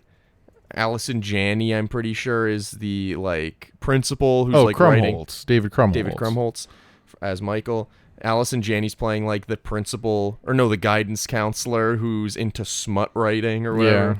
Gabrielle Union's in it. Gabrielle Union. Like, just a great cast all around. And they do a great job. I also put Everybody Wants Some, which we just discussed. I put Silence. The cast isn't huge, but you've got Liam Neeson, Adam Driver. It's great Andrew casting. Garfield. Yeah, I guess. Yeah. It's not a huge cast, though. Then I also guess this is, we're kind of treating this more as best ensemble, but... Yeah. I put Harry Potter and the Philosopher's Stone. We discussed it in that episode that it's insane that they had to cast so many like iconic characters, and they kind of hit on all of them. And then the winner for best cast, the cookie goes to Booksmart. I just think that's good. I just think that cast is... There's not a miss there. Every character is a hit. Mm-hmm. And it's difficult to choose a favorite character from even that like movie. Jason Sudeikis and like the pizza delivery murderer guy. Yeah, are great. The teacher. And honestly, if we had an award for just best scene, like I think the scene in Jason Sudeikis' car where they're listening to the porn through the Bluetooth speaker or the car. That's speaker. incredible. Like I think that might be the one for me. So yeah, Booksmart wins for best cast. For me, the next category is worst character. This one I think it will be fun. This is the one I'm thinking is fun. That's you. Okay. Should I do another impression, or do you want to like keep I'll going? actually do one more. Actually, do one more. That was actually good. There we go. Um, Nope, don't point at that one. Okay. That's mine. so here's the thing with these. I think any one of these that I listed could win. I think I feel the same about mine. Almost. So, but I'm just gonna say them. Vera, played by Jessica Lucas in That Awkward Moment. That's Michael B. Jordan's wife. Oh yeah, that's just nothing. Her character Just a literally nothing just exists to make Michael B. Jordan sad. Yeah. Is the whole character and not interesting at all. Mhm. I put Beetle, Matthew McConaughey in Kubo and the Two Strings. I have a prediction for who might have won your category, or at the very least is in it. Who? Beetle. He's not in it. Oh, I really? forgot that he existed. Well, there you go. Someone else from that movie is though. Nice. But yeah, Beetle's just like, I don't think he's the worst character I've ever seen in my life, He's but just like annoying. he's the comic relief character and only succeeds in doing so maybe like 3 times in the whole movie. And like, but that's like a chortle. That's like a. and the thing is, I think it's mostly a casting issue, not necessarily a writing issue, but I also think it's a bit of anyway. Just I bad. think it's an issue with that movie. Hugo, played by Keanu Johnson in Alita Battle Angel, as we've mentioned. Again, I Remove forgot him that from the Hugo movie. existed until you Brought him started up. talking about Alita Battle Angel. I was Yeah. like, I only remembered the good parts. Yeah. Hugo, easily the least interesting, most boring, and also most annoying, and also most ugly part in the movie. You don't have to call someone well, ugly. well, no, not because Keanu Johnson's ugly, just because he's got that stupid-ass one-wheel motorcycle, and then he also later, when he's in, like, half-robot form, just looks so bad. That's what I mean by ugly. Yeah. Not that the actor... And also he's got an ugly heart. Yeah, maybe a little Tries bit. to steal Alita's. Just horrific. Yeah. Algae Rhythm, Don Cheadle, Space Jam: A New Legacy. But his plan makes so much sense. Dude, it's just horrible. It made me sad every time he came on because I was like, Don, At least it was mostly a voice role, you know? cheatster. Especially when Cheddar. dude, the fact that later in the film they make him become bigger, and they opted to just make a full CG Don Cheadle. That's just a bit bigger. It just looks so bad. Yeah, I mean, there's not much about that movie that you can commend. That's true. But Except for the cast. yeah. Well, that's even a stretch. Unless you just include the Looney Tunes as the cast. I mean, also, the fucking Looney Tunes are incredible. I Yeah. didn't even get to them because you were so angry at me. Worst character. The cookie for worst character goes to Akan, played by Danila Kozlovsky in Hardcore Henry. He's the villain in Hardcore Henry. Again, forgot that guy existed. I was but going through absolutely. who to choose for best villain, and I was like, who's the villain in Hardcore Henry? And I was like, oh yeah. And then immediately put him as the winner for worst character. Yeah, that's horrible, actually. He's just like, he looks bad, he sounds bad, his motivation's bad, his plan's bad, like everything's yeah, bad. his powers are bad. They don't make any sense, really. Yep. Yeah. So yeah, Akan is the winner for worst character for me. That's good. My worst character nominees are Jennifer Connelly in 9, as like whatever number she is, 7 or whatever. Just like nothing. It's Yeah. just nothing. Ansel in West Side Story. Yeah, that's fair. It's just like Probably you'd probably put that in a worst casting. I think so, Yeah. but also just like that character in general is kind of and they didn't really do much to make that better.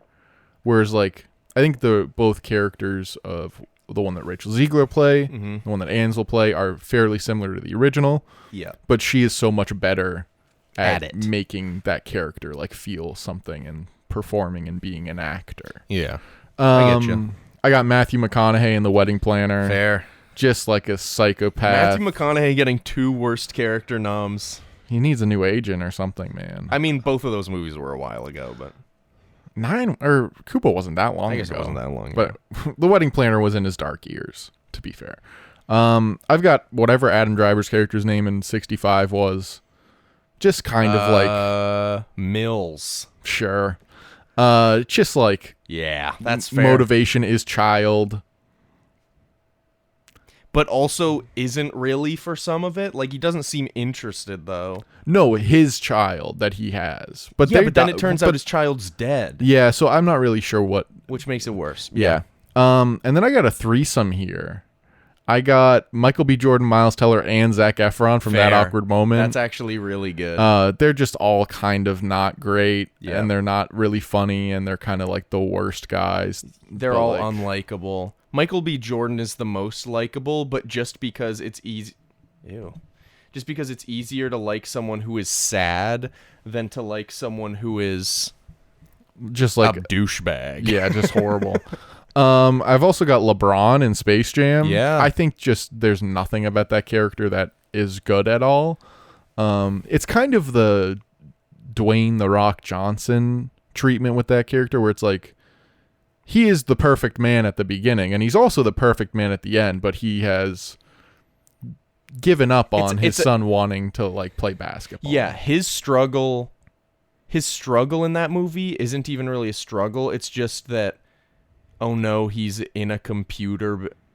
He wants to make a video game that is already way too good for his age. He's a savant. Oh no, I was talking about LeBron. Because LeBron's the main character, but his only struggle is that he's in a computer and that his son doesn't like him right now. His biggest problem is that his son is a savant video game designer.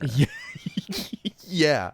And then he can't figure that out. Just be like, oh, chill, it's fine. I have like another son and a daughter who can also play basketball. So actually his like main conflict in the movie is just fucking letting his son be himself. Yeah. Which makes him a bad It should not be that hard. But my winner is Kubo.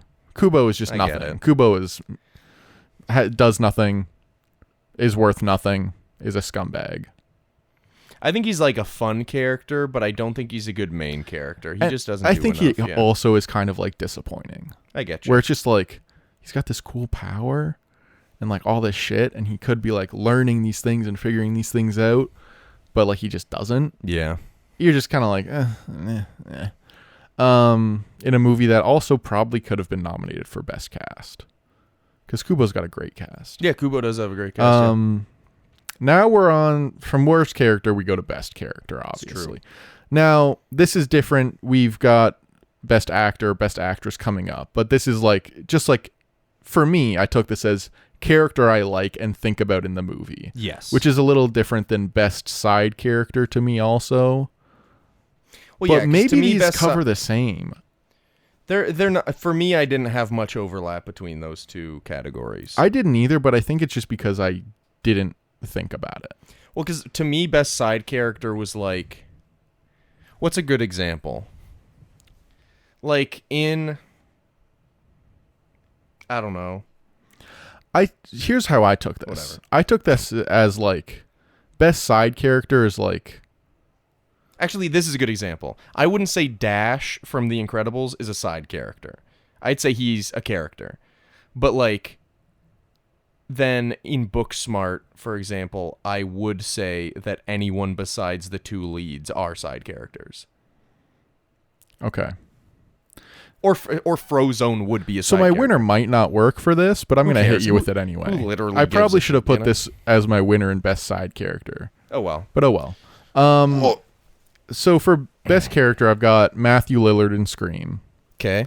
He's like the main antagonist. I think his character specifically is just like goofy, funny, crazy, and he performs it very well. Yeah. And like somehow sells that he's a psychopath, but also charming. Yeah.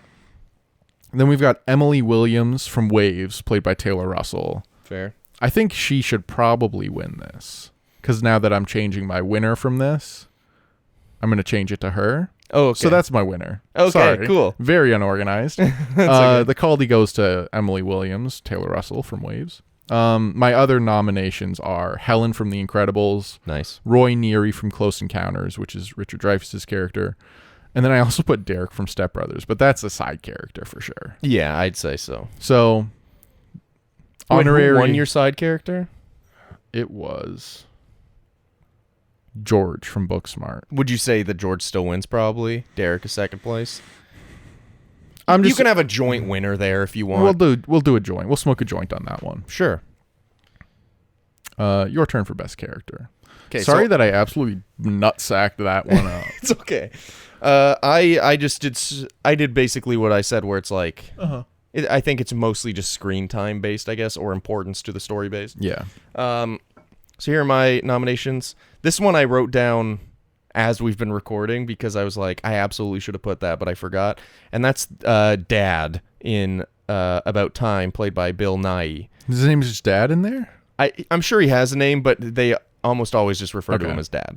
I just think like he really like, because here's the thing, maybe he'd be side character, but oh well. I just think he's like really like,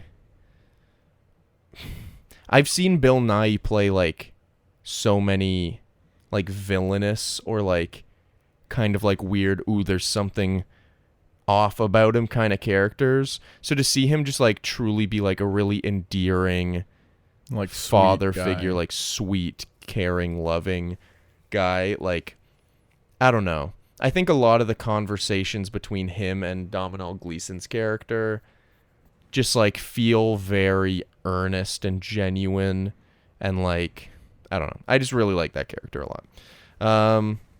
I also put Emily Williams, played by Taylor Russell in Waves. Great character. And then I also put Tyler Williams, played by Kelvin Harrison Jr. in Waves. I just think both of them are such deep characters. There's a lot to pull from them.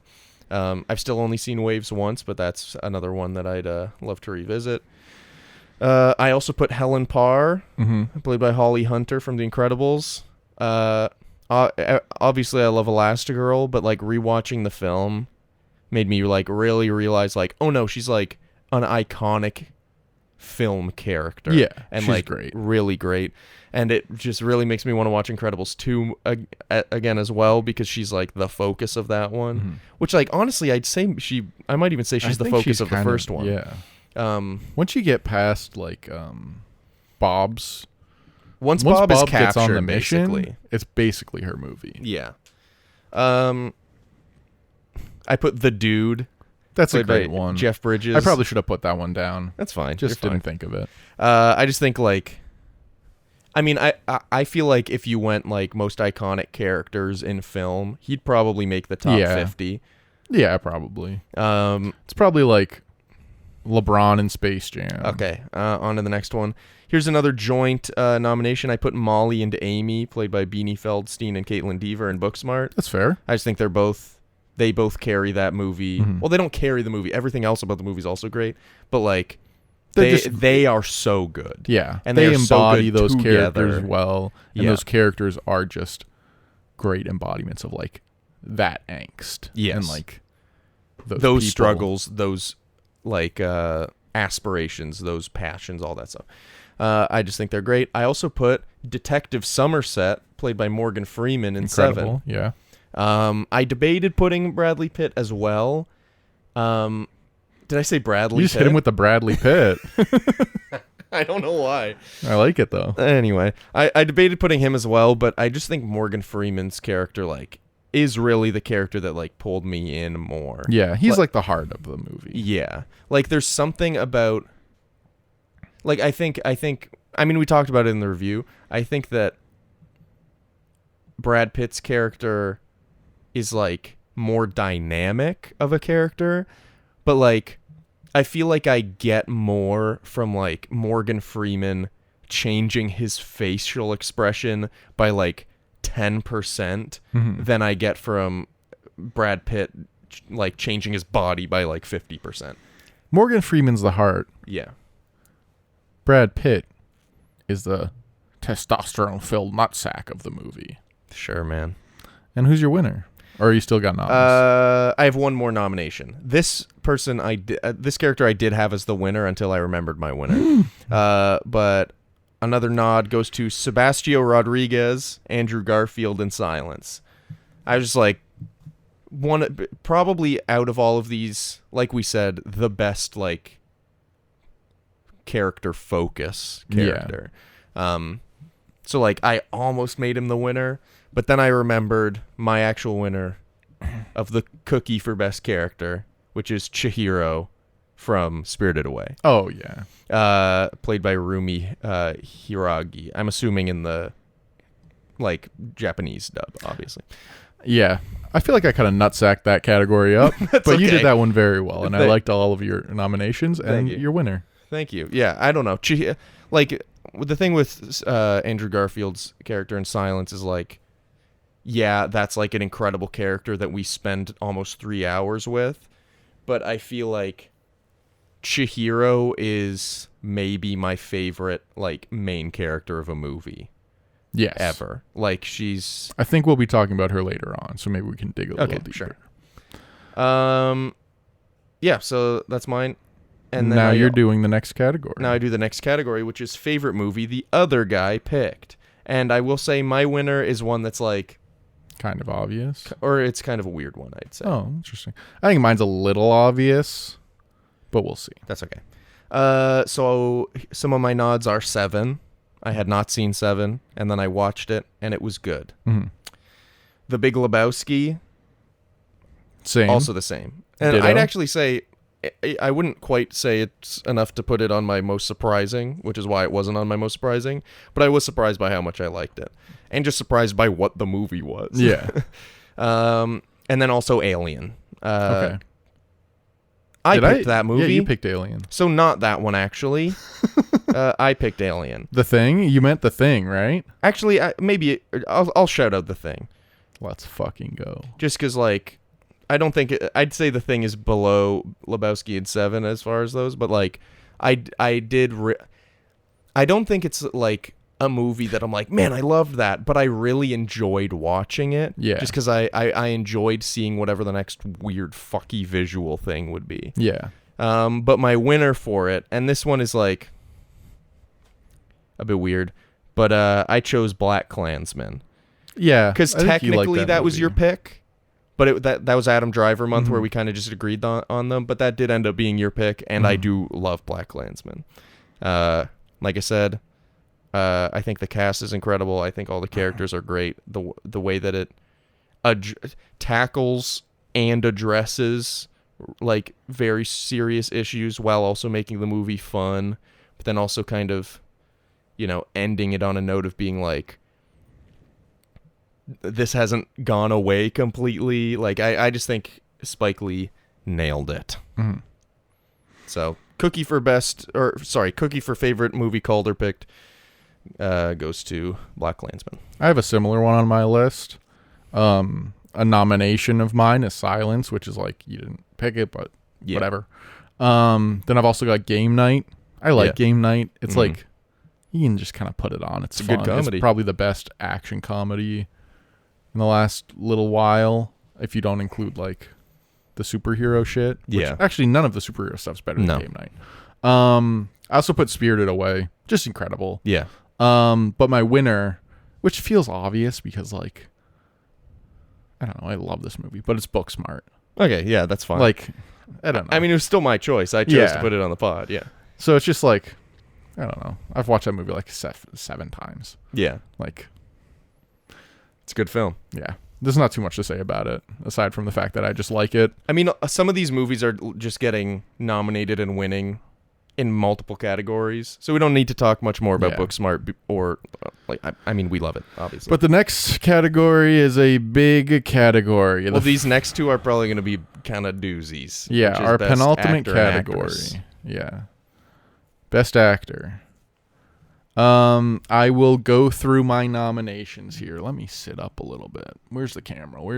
You see them, I think. Do you want me to do a quick check to quell your anxiety here? Yeah, middle one's good, but check the other two if you can. And the reason, viewers, why I'm not getting up is because I'm under a blankie, okay? And you cannot get up when you're under a blankie. Especially not when I don't have any pants on. Do you actually? No, I have pants on. Oh, I see the side of your butt cheek, actually. Yeah, it slops out of there. Best actor. Yeah. I feel like we should have music, but you can add that in post if you really want. I'm not going to do that. All right. My first nomination, Morgan Freeman in Seven. He's incredible. Yeah. This is like one of his first big roles, but it shows why he is such a great actor. Mm-hmm. His gravitas, the way that he can react off other people without with it being a convincing thing, instead of you being like, oh, now this is when he's supposed to act surprised. It's like, that feels like a real human reaction that he's having. Well, yeah, almost his like the way he doesn't react to things is like an interesting way to react. And how he's such a natural person, but also kind of like an otherworldly person, where it's like he's a character that actually feels wise, as opposed to some movies where the wise characters don't actually feel wise. They feel like they're just saying, wise. Yeah. He's you can tell he has life experience. You can tell he's lived through this stuff, has these opinions on things that he doesn't have to say, but he communicates them through the movie, where it's like when Brad Pitt's talking about all the times he's drawn his gun, and Morgan Freeman's just like kind of unimpressed by what he's saying. He's like kind of like put off as well a little bit. And this is part of the writing, but the fact that he can convey that he doesn't agree with him so effectively without being like, I don't agree and with shaking his head. Yeah. He's just incredible in that movie. Mm-hmm. Next, we've got Kurt Russell in The Thing. An absolute movie star show. Performance. It's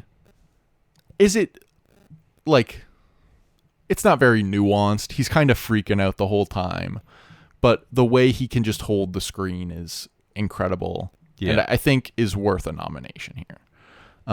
We've got Andrew Garfield in Silence. Obvi. Just like a absolutely underrated performance in an underrated movie.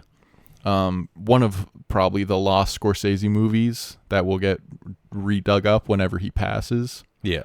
But people are obsessed with Killers of the Flower Moon right now, which I think is good, but Silence is incredible. And Garfield is incredible in Silence, where it's I hope Andrew Garfield does some more interesting stuff as he gets older and gets more mature. This isn't necessarily what you're talking about, but I'd love to do Tick Tick Boom on the pod. We could do that. I mean, he's just a great actor. Yeah. And the only reason going back to No Way Home now that I like any part of that movie is because at some point Andrew Garfield shows up. Yeah. The movie's kind of bad. Dude, dude, the fact that Spider-Man No Way Home, people were most hyped that Tobey Maguire and Willem Dafoe and the original Spider-Man people. Yeah, all the original Spider-Man people were going to be in it. And everyone was most excited about that. And it's and it's cool that they're bringing back Andrew Garfield as well. Yeah. And then the movie comes out and everyone's like, Andrew Garfield might have been the best part of that movie. Yeah. It's that is so telling of I mean, you go to the Amazing Spider-Man movies. Those movies, for the most part, are pretty ass. But he works. Is if he wasn't as good as he was, I don't think a second one even would have been made. No, they would have recasted. Yeah. For sure. Yeah. I don't know what would have happened, but he's the only way. He is the only reason that those movies are remembered in any way at all. Yeah. Yeah, he's just so good. Glenn Powell from Everybody Wants Some. Okay. Nice. I think this movie's interesting. There's a couple people I think are great in it. I think Wyatt Russell's also great, but Glenn Powell playing the snarky intellectual college guy, who thinks he's better than other people, but also isn't, and has a sort of vulnerability about it, is very just cool and well done. And I also think Glenn Powell's just a great actor who I'm excited to do more things. He was great in Top Gun when we saw it too. Also, wasn't he in another fighter jet movie? Devotion. I saw after? Devotion as well. Yeah. Matt and I saw Devotion, and it was not great. It's got Jonathan Majors in it as well. Rest in peace. Chevy Chase from Christmas Vacation. Okay. I think, and this will lead into my winner. Not the next one is going to be my winner, but you'll see the parallel. he's giving a comedic performance that not a lot of people can give. Yeah. And we don't have a lot of those kind of performances on the list. Mm-hmm. But like, I think he's just incredible at the sort of physical comedy, the sort of uproar and like outrage comedy that this movie has, which is why I nominated him. Fair. Is it the absolute best? No, but it's probably the best, maybe the second best, I'll say, comedic performance that we have on the list. Okay. Then I've got Calvin Harrison Jr. We're getting into nut crunch time here. Nut crunch time? Yeah. Like all these top ones are like Like top, this is actually, I'm going to do my third, and then because that one was my second. My third is Adam Driver in Marriage Story. Nice. He's incredible. Yep. He's not the namesake, but he is a big part of the podcast. Yeah. I guess because we recast him into every movie. He's the white whale ideal guest. Yeah, it's we're gonna not get him. a chance we're ever getting Adam Driver. Maybe on the we'll get him pod. on Rise of Skywalker. Maybe. Hey, Adam Driver, if you ever see this, we'd love to have you. We'd love to have you on the pod. I don't know why you ever would, but we'd absolutely love to have you on the pod. If you can do Bill Burr, you can do screen share. That's actually true. That's so true. If you could do Mark Maron, get over here. Yeah. Adam Driver in Marriage Story. He's great. He captures the divorced dad aesthetic very well, where he's like trying to be like fun and cool, but like doesn't really know how to do it, and is also just stressed because he has to make money and is having to pay for all this shit. And like, well, because I also feel like I've seen divorced dad characters in movies before, but they're either just like sad or bad. Yeah. And it's like, I feel like he's very sympathetic. Yeah. Where you're like, I mean, that's kind of the like master class of the movie, is that you sympathize with both sides and understand both sides. And you're like, why are you being this way? But also, why are you being this way? Yeah. And also, but I also get why you guys are both being that way. But like, I feel like Adam Driver specifically is like, and I guess that's the movie does take his side a little more than it takes Scarlett Johansson's side. He's supposed to be Noah Baumbach. Yeah. And Noah Baumbach wrote the movie. Yeah. So like, but like, man, so the scene near the end where he's like reading the letter with his son is like, the one I love is just when he's trying to like drive around LA to figure out where to go trick-or-treating with his son, and I'm like, fuck, that's like fucking horrible. yeah. And he's just like trying to do this fun thing, but he can't figure it out. And like, Well, because it makes you, for a moment, it makes you kind of hate his son.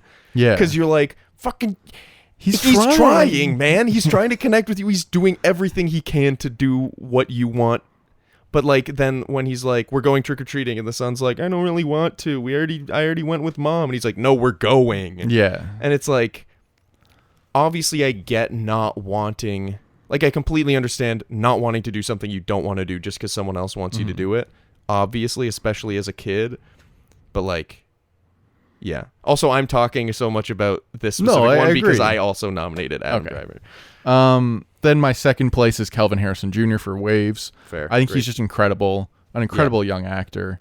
The way he gives this like sort of rage-filled performance of a teenage boy that's not like scary but just stressed out, and well, like, it's just like a young man spiraling. Yeah. But like, you kind of get it. Which is, I think nice. it's just very well done, very subtle in a lot of ways. Yeah. And like an impressive performance from someone who is like so new to acting. And I hope he starts getting better roles than he has been getting, because he was in like some Chevalier movie where he's like playing the violin, and I was like, why is this guy not like in like a drama or like something better? Like, I have this thing with John David Washington too, where I'm like, why are his movies always like Have you seen The Creator best yet? Not yet. I almost chose The Creator as my movie from last year. Because I did see it. But I don't know. That was another one where I was so excited to see him specifically in like this action sci-fi role.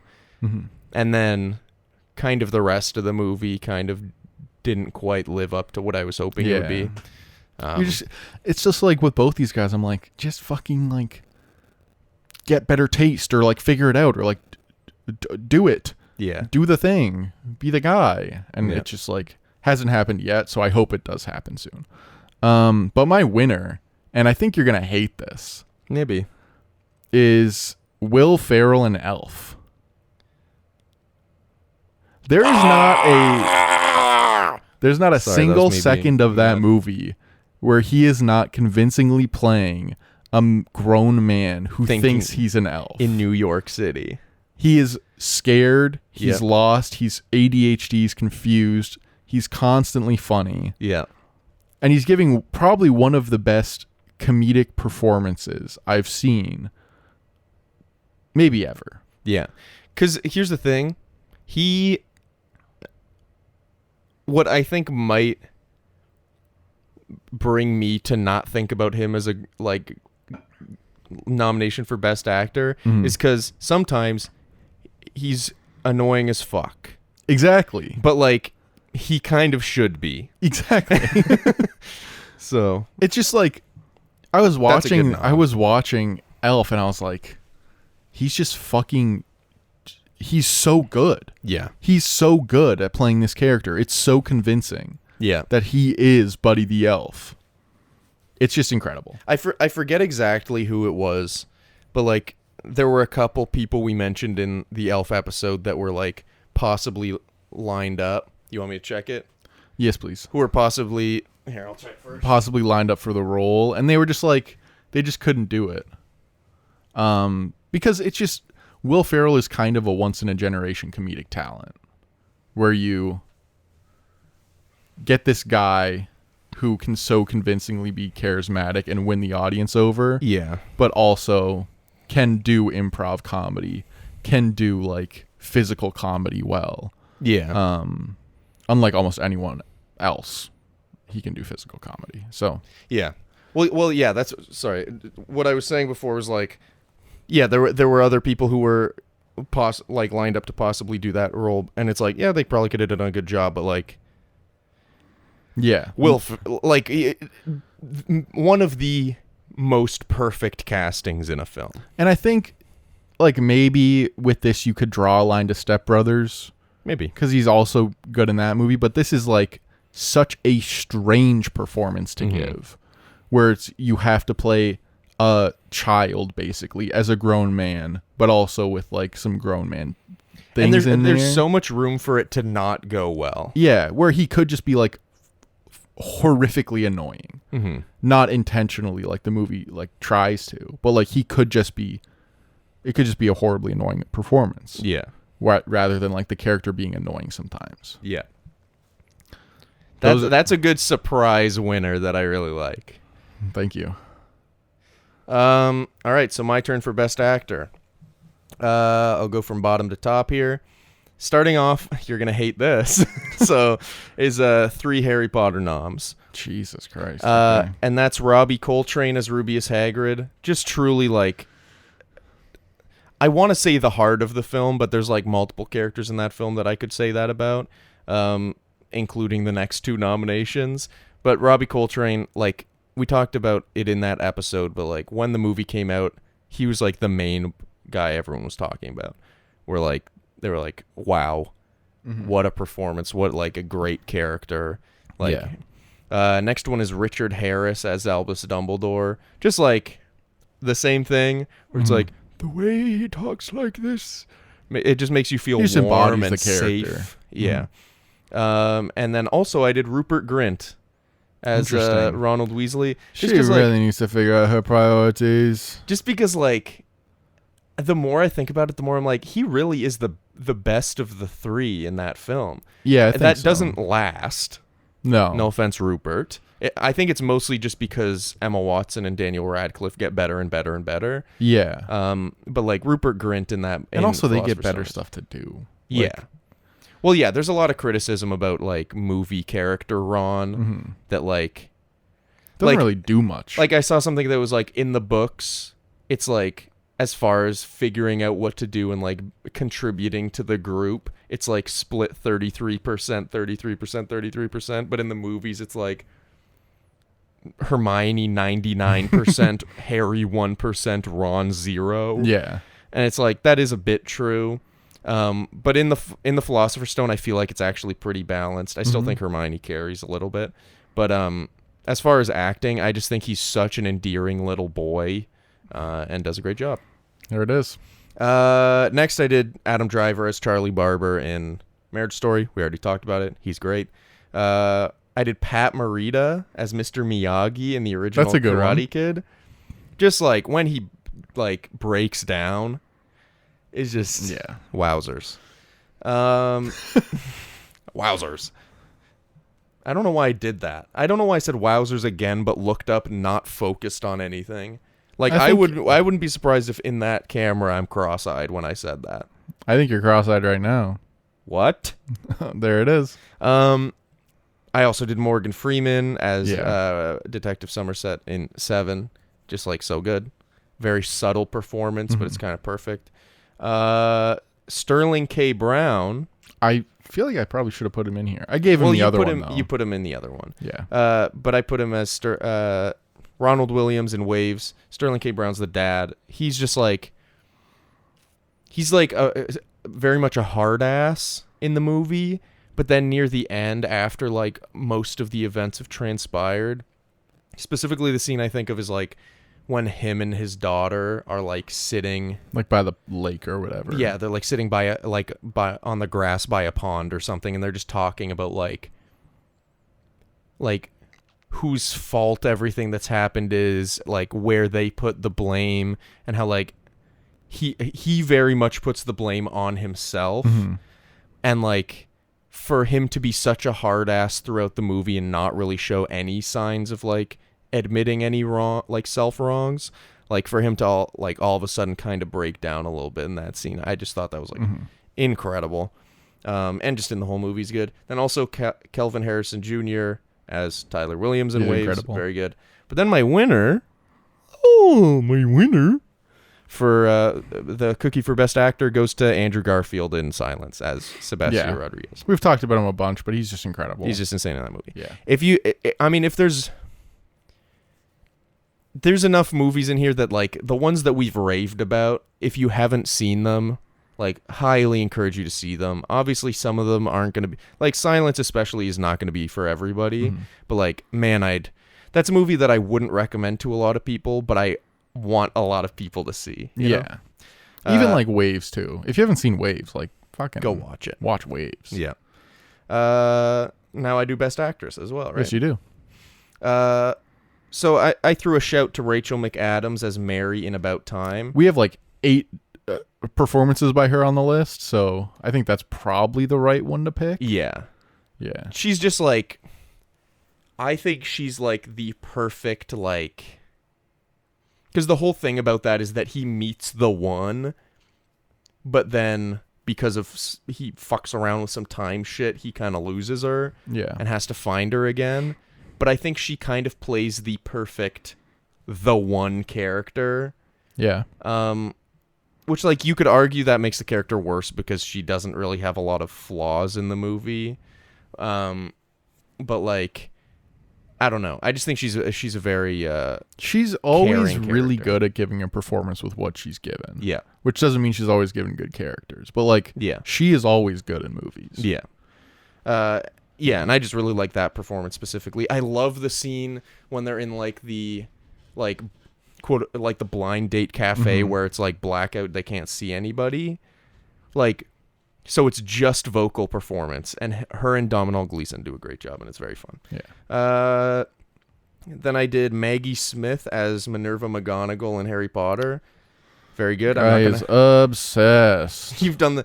I thought maybe when you did that the first 3 times I mentioned Harry Potter that it would stop eventually, and it's not stopped, but that's okay. I don't know. I just think she's so good at like near the beginning of the movie being like, I'm kind of scared of this woman, but then like turning it around to being like a very caring character. Very caring character. You know? Interesting. Sigourney Weaver as Ellen Ripley in Alien, obviously great. Very a very smart character who doesn't really make any dumb decisions in the movie. Yeah. Which is great.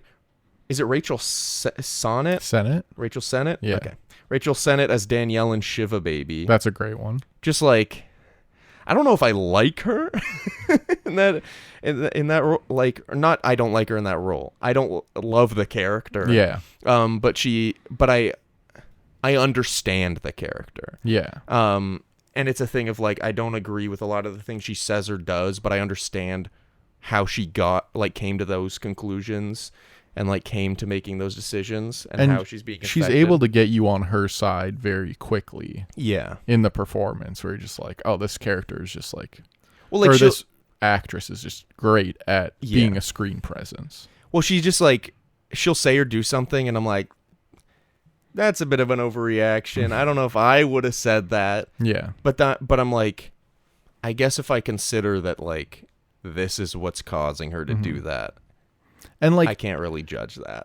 I think with her, especially in that movie, everything logically builds on what happened previously, where it's like she's just able to keep it in her mind like, oh, this is where I'm going to be at this point. Where it's like, whatever, I cut my leg. Now that's in here while I'm in the next scene where it's still in her head. And I think a big thing with that movie in general is she is a very pessimistic, generally negative character.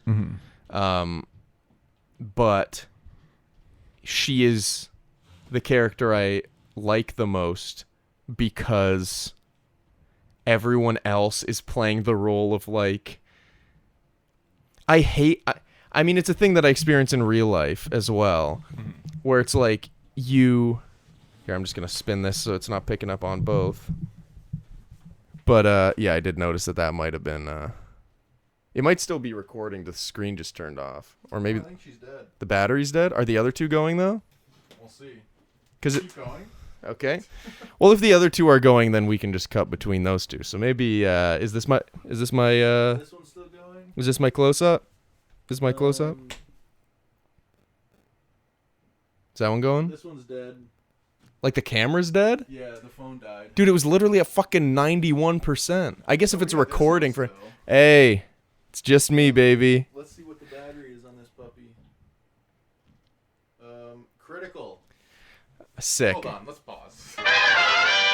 Hey, remember when we said nothing had gone wrong and it was surprising? Turns out it did. Our two close-up cams are dead, but we still got the main cam, hopefully for at least a bit. Yeah. I'll keep a watch in the reflection on the TV screen. Yeah. But audio listeners, this, I guess it doesn't really affect you other than this being a little audio jump. But I do remember what I was talking about, which was Rachel Sennett's performance. I think what makes that character relatable is that even though she's not the most likable character, she's in an environment filled with people that are there's a type of person that's they expect you to be positive. Yeah. Or it's they expect you to go along with their delusions, appearing happy. Yeah. And delusions and all this. And it's that's one of the most grating and aggravating types of people to me. Not positive people. There's a difference between being positive and being performing that you're happy, because there's nothing more soul crushing than pretending that you're really happy and everything is good and appealing to what so this group of people wants or whatever. Anyway, that was basically. And I think this cast is also could have been a best cast nominee. Yeah. But I just see the movie more as focused on her. Yeah. But the way she acts off her mom and her dad and her sugar daddy or whatever, and and her friend Diana Argon and Molly. Yeah. You're kind of just this is about her. She's incredible at playing off all these people and switching how she says things depending on the person and changing the face of the character. Yeah. Depending on who she's interacting with. Yeah. Even the old people where it's someone comes up to her and they're like, "Oh, have you gotten something to eat?" And she like turns on the like old person at a family reunion charm that everyone kind of where you're has. like, oh yeah, just studying still, and it's like it makes me at least for me, I like get sad and almost like disappointed when she goes along with that kind of thing, because I'm like, I mean it's something that I would never do in real life, but a part of me is just like,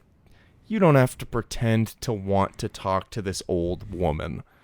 Yeah. Like, whose name you probably don't even remember. Yeah. But anyway, great performance. Other noms, Taylor Russell as Emily Williams in Waves. Kind of an obvious. Like, kind of an obvious she's incredible. Choice. She's awesome. I put Laura Harrier as Patrice in Black Klansman. I thought about her, yeah. Pretty small role, but like... Yeah, that's why I was kind of like... Yeah, but I do think she's very good. And I think a lot of the ways that the movie uses her are very interesting. Like when like they're at that like student rally and everyone's like cheering and chanting and like saying all these things, but her audio is what you hear the most. Just like little things like that kind of make her feel like a big persona, I guess. I feel like we should do something on Spike Lee and just like watch some of the hits. Yeah. Anyway. That'd be a good one.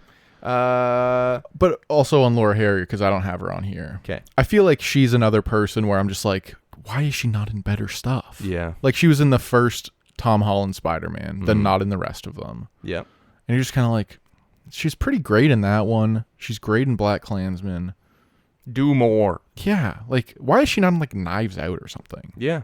You know? Dude, there's so many actors and actresses where like, I'm just like, man, they would be perfect in a Rian Johnson, Benoit Blanc like mystery. Yeah. Anyway. Then Beanie Feldstein as Molly in Booksmart I also put. Very great. That's the Beanie Feldstein hand, obviously. This is the Beanie Feldstein hand. But Beanie Feldstein obviously kills it in that. She's like kind of an annoying, snarky, like kind of like little shit kind of character. Yeah, she's kind of a piece of garbage. Yeah, but like also you're kind of like, love the confidence, girly. You know? And I do really like her kind of like the arc that she goes on. Yeah, especially near the end of the movie where because she is a very selfish character. And I think at the end they have their big blow up where they're screaming at each other at the party. And I think that like when she's walking home alone and Caitlin Deaver? No, the other character Easy picks her A. up. Triple A. Molly Gordon. She has another name, but I forget it. Annabeth. Something like that, maybe. I think it's Annabeth. Or Annabelle. Annabelle, something like maybe. that. But Annabeth is Percy Jackson. You're Fuck! right. If you haven't seen that show, watch it. It's bad. It's so bad. I don't know. I wish it was really good. But apparently the New York Knicks won the championship in Percy Jackson. I showed Adam a YouTube short I got the other day This about is good content. an absolute psycho decoding Percy Jackson to figure out that the Knicks are in the playoffs. Like, how much of a more of a, sorry to say this, but fucking loser can you be? Whoa. That's mean. That guy seems like a nice guy. Yeah. He seems like a really kind person. It's just like the video was like, just the fact man, that I could not be less interested. 20 years ago, if you did this, you're a psychopath. Yeah. You're a killer. You should be put in jail. Yeah. Now people can just do this stuff and get paid for it. It's just insane. I don't like that. Yeah. This is what the internet needs to be used for. Yeah. Anyway, Molly walking home and then being picked up by AAA and their conversation and like realizing that they're not that different and that they've kind of been judging each other and all this, I think is very good. But my winner for Best Actress actually goes to Caitlin Deaver in Booksmart. You're a little snake, aren't you? As Amy. I was really debating which of the two to put there because I just think they give such great comedic performances, obviously, but also like pretty good dramatic performances as well in that movie. And I was having a hard time deciding which to go with, but I just think Caitlin Deaver, honestly, it might just be that she has more to work with because I think she has a couple more like vulnerable scenes than Beanie Feldstein has. Mm-hmm. But honestly, they could both have a joint win there. Yeah. Is the truth. She's one of my nominations as well. I think she's just great at like playing the vulnerable sidekick character. Yeah. And like the fact that she has this secret the whole time and she's kind of playing that she has a secret when like what's her fucking name in the movie? Amy. When Amy is like, no, not her. Molly. When Molly is like making all these plans and stuff and you can kind of see that she's like, she's just great. Yeah. I wish Caitlin Dever was also in more stuff. She was in... I'm pretty sure I don't know if she's been cast or if she's just like one of the finalists to be cast in the Last of Us show. For what? As Abby, who's the character from Last of Us Part 2. That's pretty cool, Which I is guess. pretty cool. Some people are like, but Caitlin Dever's like the character of Abby in The Last of Us is like jacked out of her mind, like huge Nice muscles. So everyone's like, I don't know about that, but like, I'm sure it'll be fine. She was in a movie that's on Disney Plus now called No One Will Save You, where she's silent. It's kind of like a Willy's Wonderland situation. She's great in that movie. I would recommend it. Cool. But yeah, I hope she's in other good stuff. That's not called The Last of Us, because that can't be very good, judging by the name. Stupid thing to say. That's great. Adam's last cookie goes to Caitlin Dever. My last cookie goes to Caitlin Dever. As I said, Caitlin Dever was one of my nominations for Booksmart. Love her in Booksmart. She's great. I also put Helen Hunt down for The Incredibles. I think her voice... Yeah. That's for good. Best Actress. I think her voice is perfect for that character. Mm-hmm. It's just like... I have 2 voice performances on here, which I didn't expect. Cool. But it's just like... That makes me disappointed that I didn't do that, but... It's just like she is a perfect mom voice, but also a perfect superhero voice at the same time. And like her kind of accent also is great. I know that's just how she talks. I can't. I've tried to do an Elastigirl impression 5 Yeah. million times. I just can't get like the. It's not nasally. It's like a deeper throat. And it's like a little southern too. It's a little southern, but it's like. Yeah, I don't know. It's great. And I don't think she's doing an impression, but no. Anyway, whatever. I also have Rachel Sennett from Shiva Baby. Yeah. I don't know. She's incredible. One of my favorite movies on the list. And we'll talk about her more next week. It's true. I also have Rumi Hiraji from Spirited Away. Nice. The main character. I didn't write down any of the characters' names because Chihiro. She's incredible. I feel like this is a bit of a weird one because like it's obviously in a different language, and like. But you can still like. It's just the way she conveys emotion and like the innocence of the character, and also the character's rise to like being more confident and all that stuff is very affecting. And sometimes when I watch things with subtitles, I can kind of just, you're just kind of like listening to something in the background while you read and watch. Yeah. But with her, like, for some reason, it gets into the way I'm reading it of like how she is saying the words. And then my last nomination is Taylor Russell for Waves. Just an incredible character. I love when she takes over the movie in the second half and like her sort of meet cute with Luke is who also we didn't nominate for anything, but also a good great character. Yeah. The way she like deals with the trauma and overcomes it and like handles all these different like emotional situations at the end of the movie is incredible. Yeah. But my winner is Rachel Ziegler from West Side Story. Oh wow. Okay. Nice. Because I feel like maybe this is weird. She's like getting kind of crapped on. Oh, she's getting first.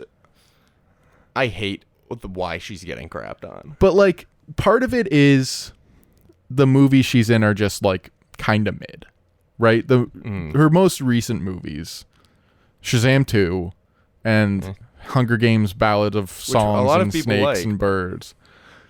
I'm sure it is, but like she went right into the franchise thing. Yeah.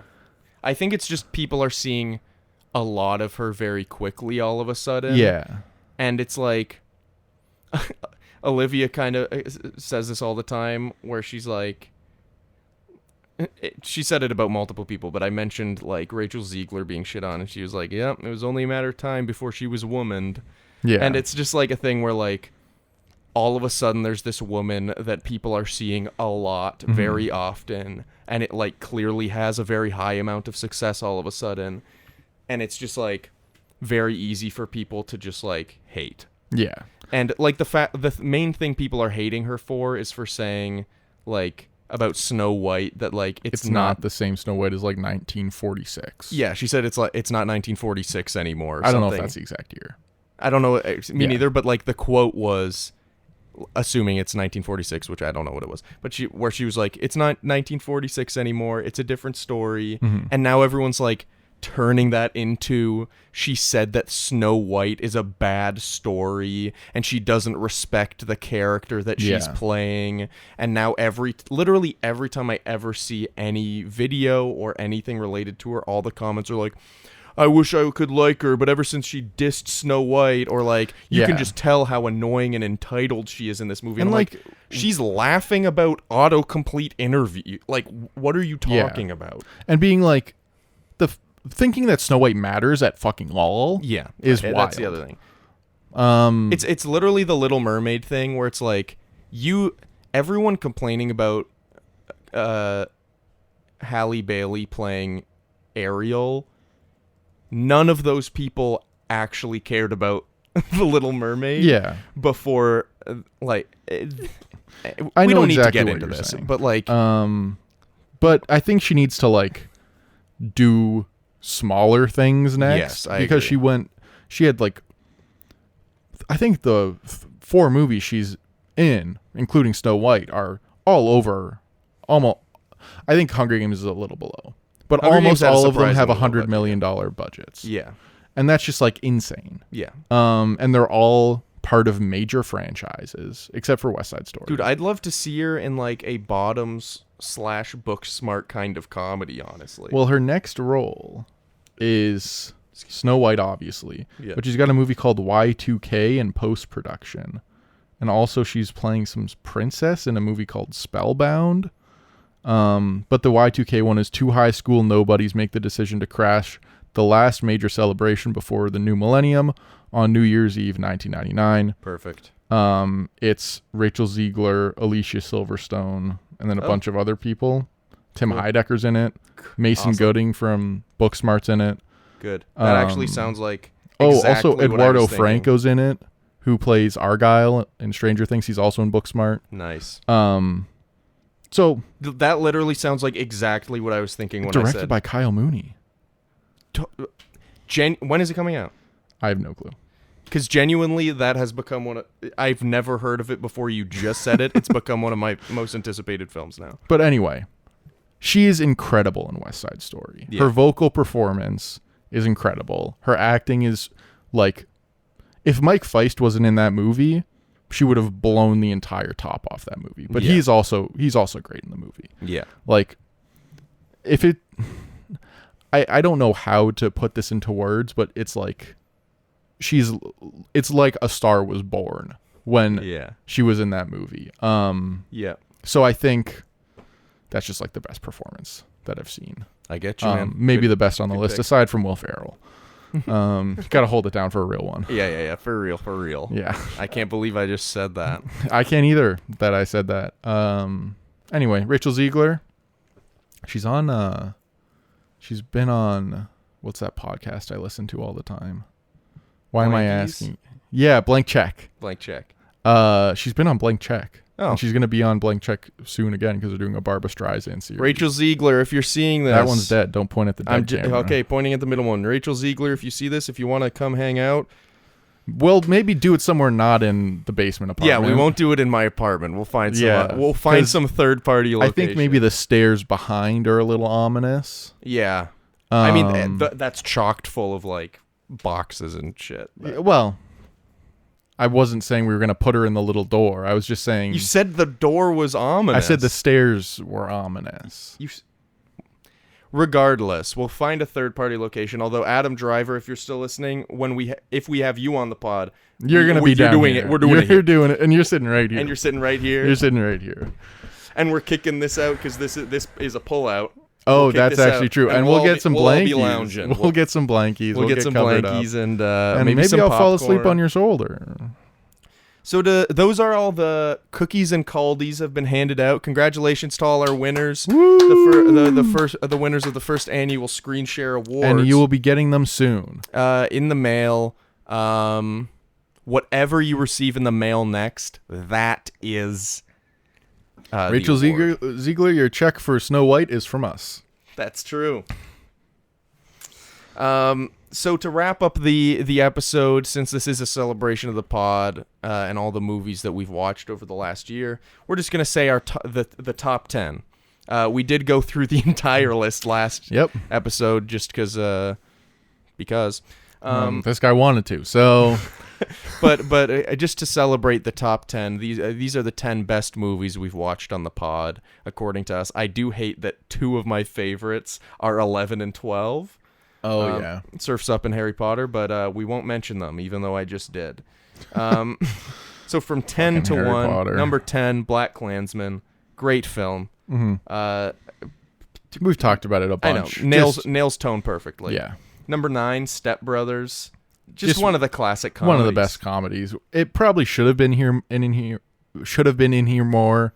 Derek did win my best side character co-lead with George, but great movie. Yeah, great film. Number 8, Big Lebowski. Another movie that didn't get a lot of nods in these awards, but is just incredible. I think it would have if we had more genre categories. Sure. Right? If we were doing best comedy, I think it probably takes it. Well, Booksmart would probably. I might have done the Big Lebowski. That's fine. Because I feel different things about them. Whereas Lebowski's an insane comedy. I feel like I missed some opportunities on Big Lebowski, and I'm sorry. That's okay. Jeff, I did shout out the dude, so. Jeff and the Coen brothers, I'm sorry. I know you care. Number 7, Alien. That's just that's probably the movie that we've done where I hadn't seen it and knew I wanted to do it for the pod because I wanted to watch it, and then watched it, and it was it lived up to what I was hoping it would. It immediately was, because it was around the same era as Star Wars, the original trilogy, and that's kind of my bread and butter. Mm-hmm. So to see something kind of in the same vein around the same time, it was just cool to see more good sci-fi in film. So that was a good one. Number 6 is Seven. Yeah. Good movie, obviously. I'm kind of surprised that this is so high. 7? Yeah. Not that it's bad, but I kind of forgot that we put it this high. Well, but I think it deserves it. I think it's a movie where when you watch it, you're man, it's just a web that is perfectly sewn together. It goes. And it goes. Number 5, The Incredibles. Yeah. One of the... There's very little wrong with that movie. It's just one of the best animated I think it's pretty films. much perfect. Yeah. I know some freaks like Toy Story more, but fucking toys, fucking such toys. a millennial thing. Number 4, Spider-Man Into the Spider-Verse. Like we've said, changed the animation game. Incredible cast, incredible visuals, incredible music. Very funny. So many of these movies, but especially superhero movies, the jokes are not funny at all. Yeah. As soon as you get past 5 years. And the characters are just kind of release. stupid also. Yeah, but this movie, it just rewatching it, it's almost every single joke holds up and is still funny. Mm-hmm. Number 3, Booksmart. One of my favorite movies. Yeah, one of our faves. Yeah. Waves. One of your favorite movies. Yeah. I loved it a lot. It was it surprised me. Mm-hmm. Made me feel. Yeah, just such a heart on your sleeve kind of movie. Mm-hmm. And a movie that feels tied to our generation in a way that Booksmart also does. Yes. And it's it's something that not a lot of people have experienced, but it feels grounded in how the characters experience in a way that makes it feel oh, this is how I would experience this as well. Yeah. Like, this is very much like, if this was my family, this is how we would deal with it. Probably. If I killed my girlfriend, spoiler alert, this is what would happen to my sister. Yeah. And number one best movie on the pod for 2023 is Spirited Away. Yeah. I think an underdog, if you were looking at the list, because I feel like you thought I didn't like this movie as much as... Well, because you and I watched it both for the first time together, and I was like, wow, that kind of blew me away, and you were like, it was fine. To be fair, you were a little high and also fell... I don't know if you fell asleep during it, but you weren't... such a rude young man. But you weren't... And I don't think you were 100% conscious. Yeah, I'm always unconscious. Oh, okay. But then when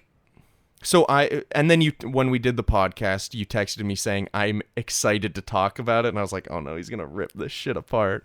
But then you ended up loving it, which made me very happy. Cause I don't know, it's hard to deny the brilliance of Hayao Miyazaki, and the music pulls it together. The animation is beautiful. The world feels so whimsical. We've talked about this all before. If you haven't seen Spirited Away, highly encourage you do so, whether it be the sub or the dub. I don't think you can really go wrong with that film.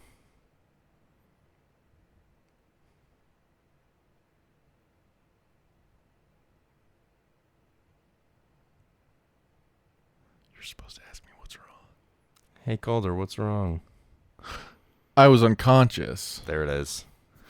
Thank you, everybody, for listening to this. Are we going to talk about next year again? Oh, yeah. Do you want to? Okay. Sure. Okay, so the plan for next year, as anyone who's listened to the pod knows, we for 2023 we themed each month. So it was October was Halloween month.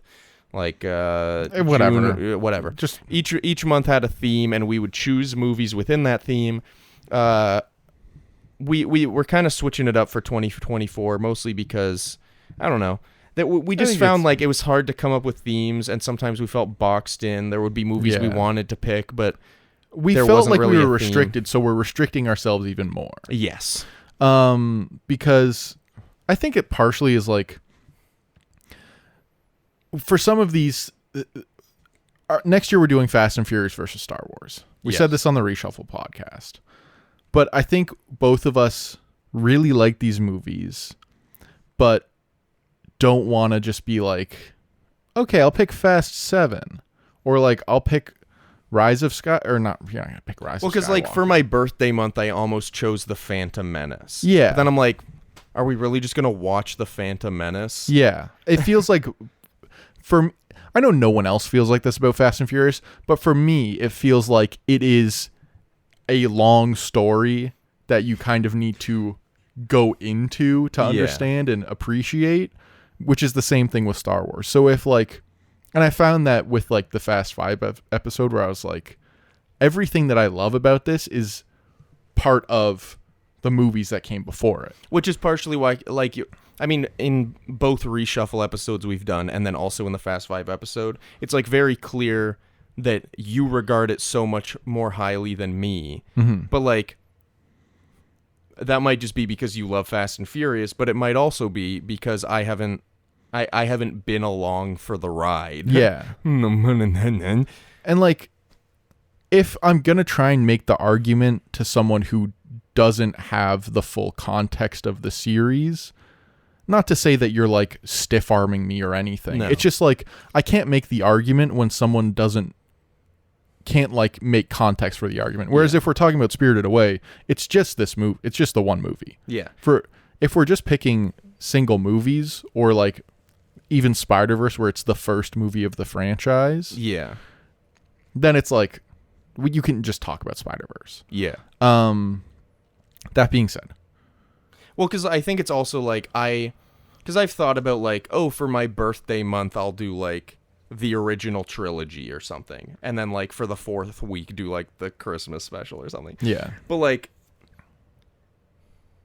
I think both of us each doing our favorite franchises at the same time gives us the opportunity, because like I have a desire for you to watch the full Star Wars saga with an open mind, Even though they're bad.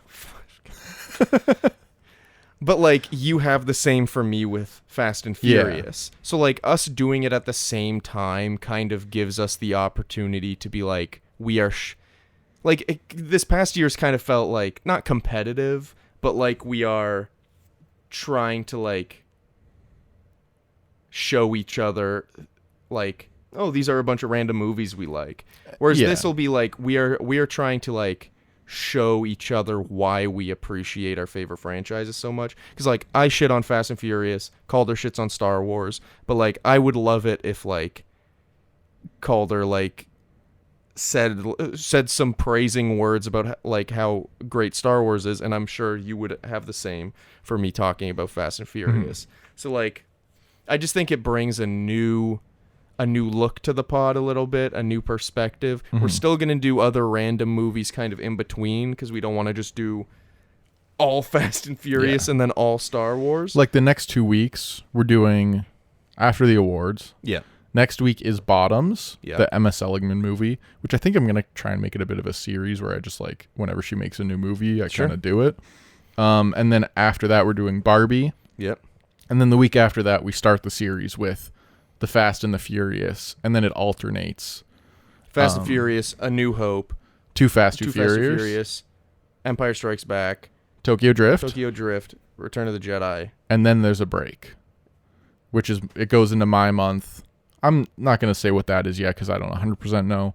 But we're going to do it where it's like we do 3 from each. Well, it's not really broken up into months anymore. It's just broken up into chunks at this point. Yeah. So we're going to do like the first trilogy, second trilogy, third trilogy, the last like spin-off straggler kind of ones. Yeah. Like Rogue One, Solo, Hobbs and Shaw. Fast X, which is an abomination. We'll get to Hobbs that. and Shaw. And then we'll wrap it up, and it'll be around the end of the year when that happens. And we'll still be throwing these movies on our like mega list. Yeah. But there's not really a but. We're still putting it on the mega list. I don't think we're list. going to do the Adam Driver recasting because it's the same characters for the most part. Yeah. So it's just like... How about this? Maybe we'll do... Because we're going to do kind of like a recap on Fast and Furious versus Star Wars once we've done all of them. Maybe in that episode we can cast Adam Driver in the series. And I think we'll do a couple of little awards and stuff like that at the end. We'll do some. Yeah. But we just want to kind of change the look. We don't want to fully eliminate doing other movies because there's still some random movies that I'd love to do, and Calder as well. I'm gonna try and get Dune on the podcast this year. Nice. I've got a bunch. We might do Lord of the Rings at the end of the year, which would be sick. Because apparently there's a new one coming out, which is... Here's the thing. The release date right now is 2024, so a part of me's like, no chance. Yeah, but in the calendar, it says it's Christmas 24. Like in the release calendar I found. I don't know. We'll see. We still might do Lord of the Rings anyway. Here's the truth. If you're listening to the podcast, you'll probably listen anyway. Sure. And I think the people who care most about the format are us. Yeah. Anyway, but just so everyone knows, that's kind of the plan for the new year. We're really excited for it.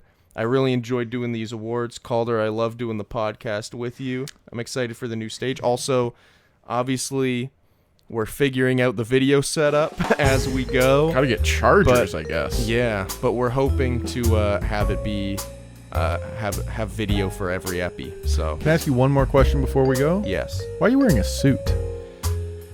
Thanks everybody for listening. We'll catch you in the next one. Love y'all. Bye. I love that, the way you just got up.